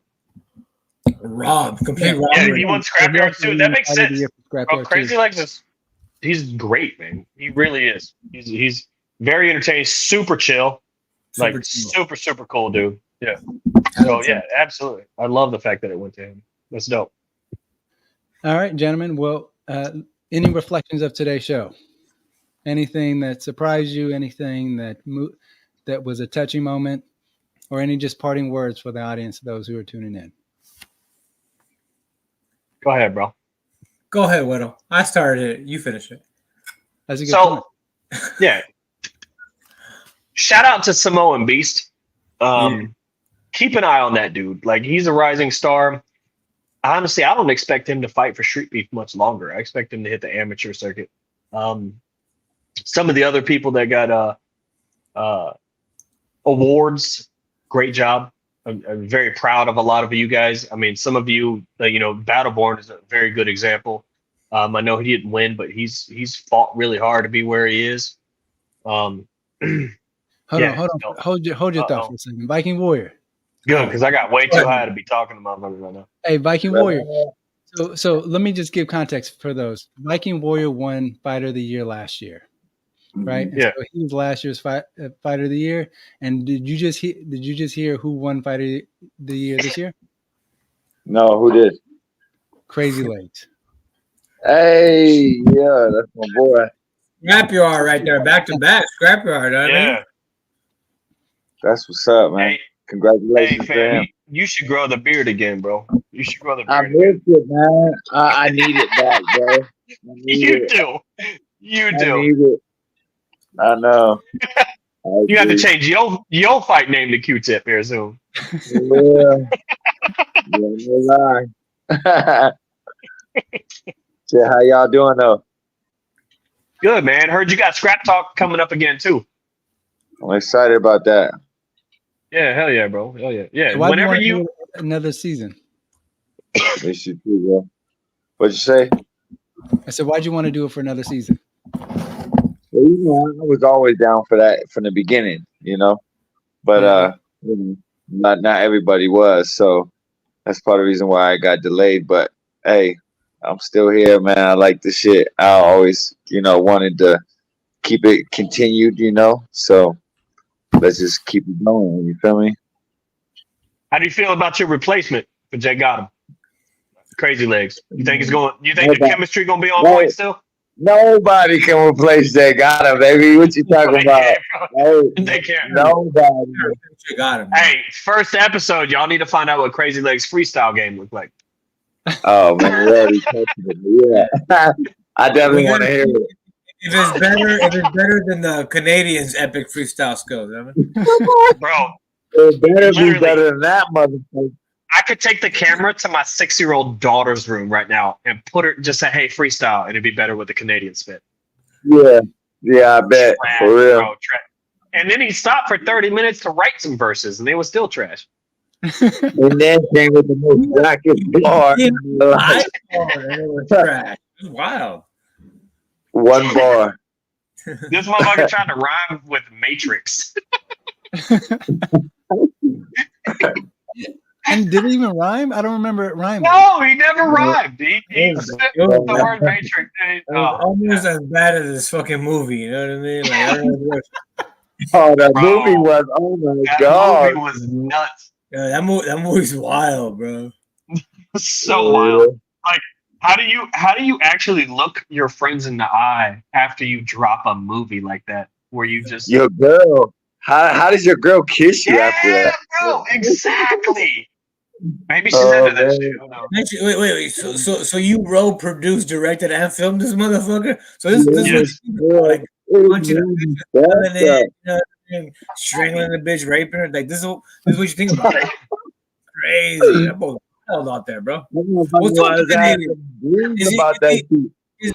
Is a Canadian still playing his guitar on the pier out there for spare change? What's he up to now? I don't know, bro. About a year ago, he messaged me talking about I'm on his comeback tour. I said, let me know when you come back and we can run it. And I ain't heard from him since. Oh man. Yeah, he just be trying to stay relevant. The Canadian You know what kind of person? You know what kind of person tries that hard to stay relevant in Street Beefs and still fails? That oh god. He's an actor, though. I always said it from the beginning. You know, he did it. He did it for entertainment purposes. You know, he's trying to be that makes sense. That makes He sense. was never trying to box. I don't think he was ever trying to be like the best boxer. It was just like, this is a platform. Let me promote bullshit. Nope. Acting. Let me promote Maybe deep inside, that's what was happening. But on the outside, he was like, I'm taking light heavyweight titles in every branch. He told us all. He was marking every branch. He didn't even get past the first one. He had to move branches. Beat nobody that trained. Anybody that trained or had any experience, man, he can't beat them. It just proves that, you know. Yeah. So what's up next for you? Wasn't even trying to kill him. Huh? What's next for you? I'm about to try to beat 619 and beat BDW's a little record. You know what I'm saying? I'm trying to get 15. I'm gonna get 15. Y'all did 1 minute rounds with any break in between or what? What y'all did? No break. The only break is the person coming into the cage. Okay. That's it. Yeah. When I said that shit, it got real, didn't it? Yes, sir. Yeah, hey, real talk though, it's not super hard because nobody's trying to kill each other. But every couple fights, you're gonna get somebody that's trying to tag you. Yeah, you get somebody else trying to kill you for sure. I'm ready. Yeah, I like that. I do shit like that anyway, but you know, not as long. You know, nobody tries to compete. Like, let me get 15, 20 guys to go back to back to back. Hey, if you want to do it, man, let me know. We'll set it up. No, I already set it up with Steve. I already signed up for it, so motherfuckers is for what? A Shark Tank? Yeah, I put it on a Scrapyard. Is Scrapyard doing Shark Tanks now? Well, I brought it up because I don't know when I can do it. That's real motherfucking cute, fam. Yeah, I don't see nobody else that can do it. That's just my opinion. I brought it up. It wasn't Steve's idea. It was my idea. Oh, okay. So you ain't gonna come out to the West Coast where we started the Shark Tanks. You go. No. I feel you, Mike. I feel you, V-Dub. You know you, my boy. I love that. I want to see the Shark Tank in the Scrapyard. That's dope. Yeah. Okay. No, that's cool. That's cool. No, but you know what it should be? It should be a West Coast fighter going through Scrapyard Shark Tank. I agree. Because they're not a Scrapyard guy going through ours. Yeah, because we would have West Coast Shark Tank on Viking Warrior, right? And if I went to Scrapyard, they're like, yo, let's try to knock out this 619. I'll try to drop this for you. You know what I mean? Yeah, he's got a point because like the Shark Tank also consists of guys that are 100 pounds lighter than some of these guys. You know what I mean? And you don't want guys like 619 and BDW trying to murder somebody that's 125. Like part of the Shark Tank was there's a female in there with BDW. You know what I mean? Like you have to display some like professional courtesy. You know what I mean? A little discipline. So you don't want to, you got to understand which 1 minute rounds are for the fun of it and which are a fight. You know what I mean? And you have to determine that on the fly. Yeah. Yeah. Lil Mac could absolutely do a Shark Tank, bro. He could do a Shark Tank. Yeah. Easily. Yeah. Come out to the West Coast. He'd be a very, very good candidate. Mac, you want to come out to one of these events, bro? I'll set you up. Yeah, man. He's doing Congratulations. That'll be worth it for Little Mac. You know, for Little Mac to come out here and do a Shark Tank, that's worth it for him, you know? Yeah, absolutely. Because, I mean, especially if we set it up instead of just kind of announce it at the end, we could probably get 30 people for that dude. 30 people. For real, yeah. Just to see what happens. Yeah. It might be just like an entire event just dedicated to Shark Tanks. That'd be nuts. That'd be dope. July, anybody? Just a Shark Tank event? Straight up Shark Tank event? July in Arizona, huh? Sounds amazing. Yeah, no, perfect. That'll test you chunky fuck. For real, somebody gonna faint. Somebody gonna pass out in that bitch. Absolutely. All right, appreciate you coming on the show, Viking Warrior. Appreciate Looking you. forward to Scrap Talk season 2. Appreciate it. All right. You say Y'all Scrap soon. Tart? Scrap Talk. You said Scrap Tart. That motherfucker's Scrap Tart to me for now on. Scrap Tart. All right, brother.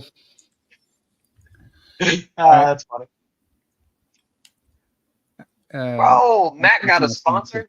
Shit, I'm my own sponsor. I got to pay for all my own shit. This is bullshit. Yeah, let's definitely do it. If we can do it, have Lil Mac Yeah, come absolutely. Have a bunch of folks come. That'll be worth it because it's kind of been like he's kind of been robbed of good matches out here, Little Mac. You know what I mean? Yeah, he did get it robbed a little bit. Like Diesel definitely, it just didn't work out to where he got there in time. Like he drove 12 hours to get there, and he was exhausted by the time he got there.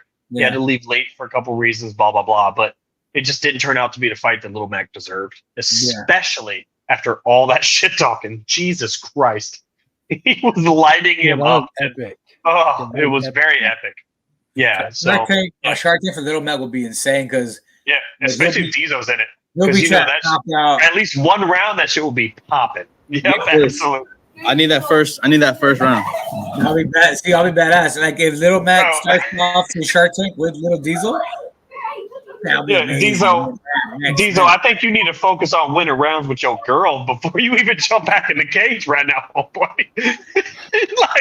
I'm over here sparring backstage and shit, losing my shots. Hey, so do you sleep now with Did she find headgear another and a text? mouthpiece or what? I sleep on the couch.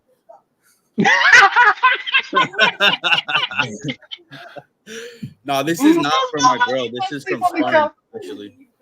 Okay. Just throwing that out there. She's not a domestic violence abuser. You should get like Hey, she just told you to say that shit, didn't you? Perhaps a hockey mask to go to sleep is what Yeah. we need. She definitely just told you to say that shit, didn't she? So why the fuck are you putting me on blast? Why you put me on blast? Do I need to put you on blast again, motherfucker? Stop. You need to learn your lesson, huh, Diesel? Well, I swear this was not from. He's over here throwing shit at me. Guess who's getting a knuckle sandwich after you're done your little live? Yeah, Huh? with your little podcast.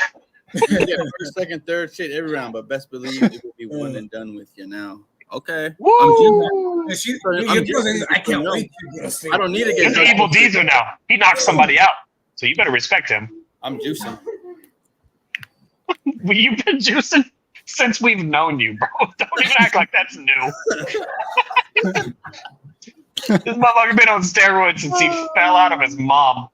This guy, he made the mistake of asking Diesel for a bare knuckle boxing. Yeah, he didn't even. I wanted to fight Apex MMA boxing gloves, but then I guess he wasn't old enough or something. I don't fucking know.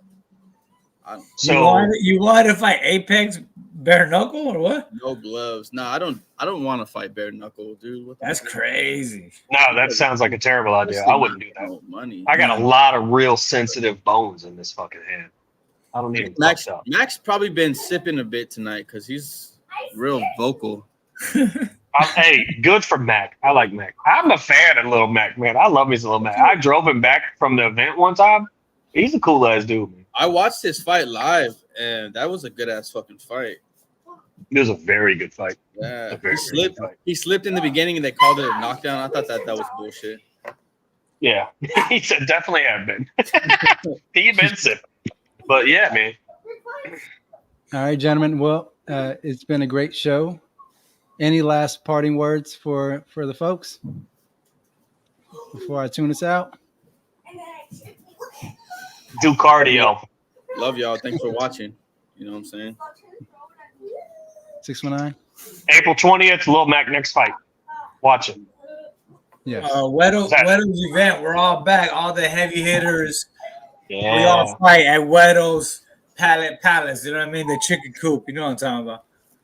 or the hot box as it's actually called.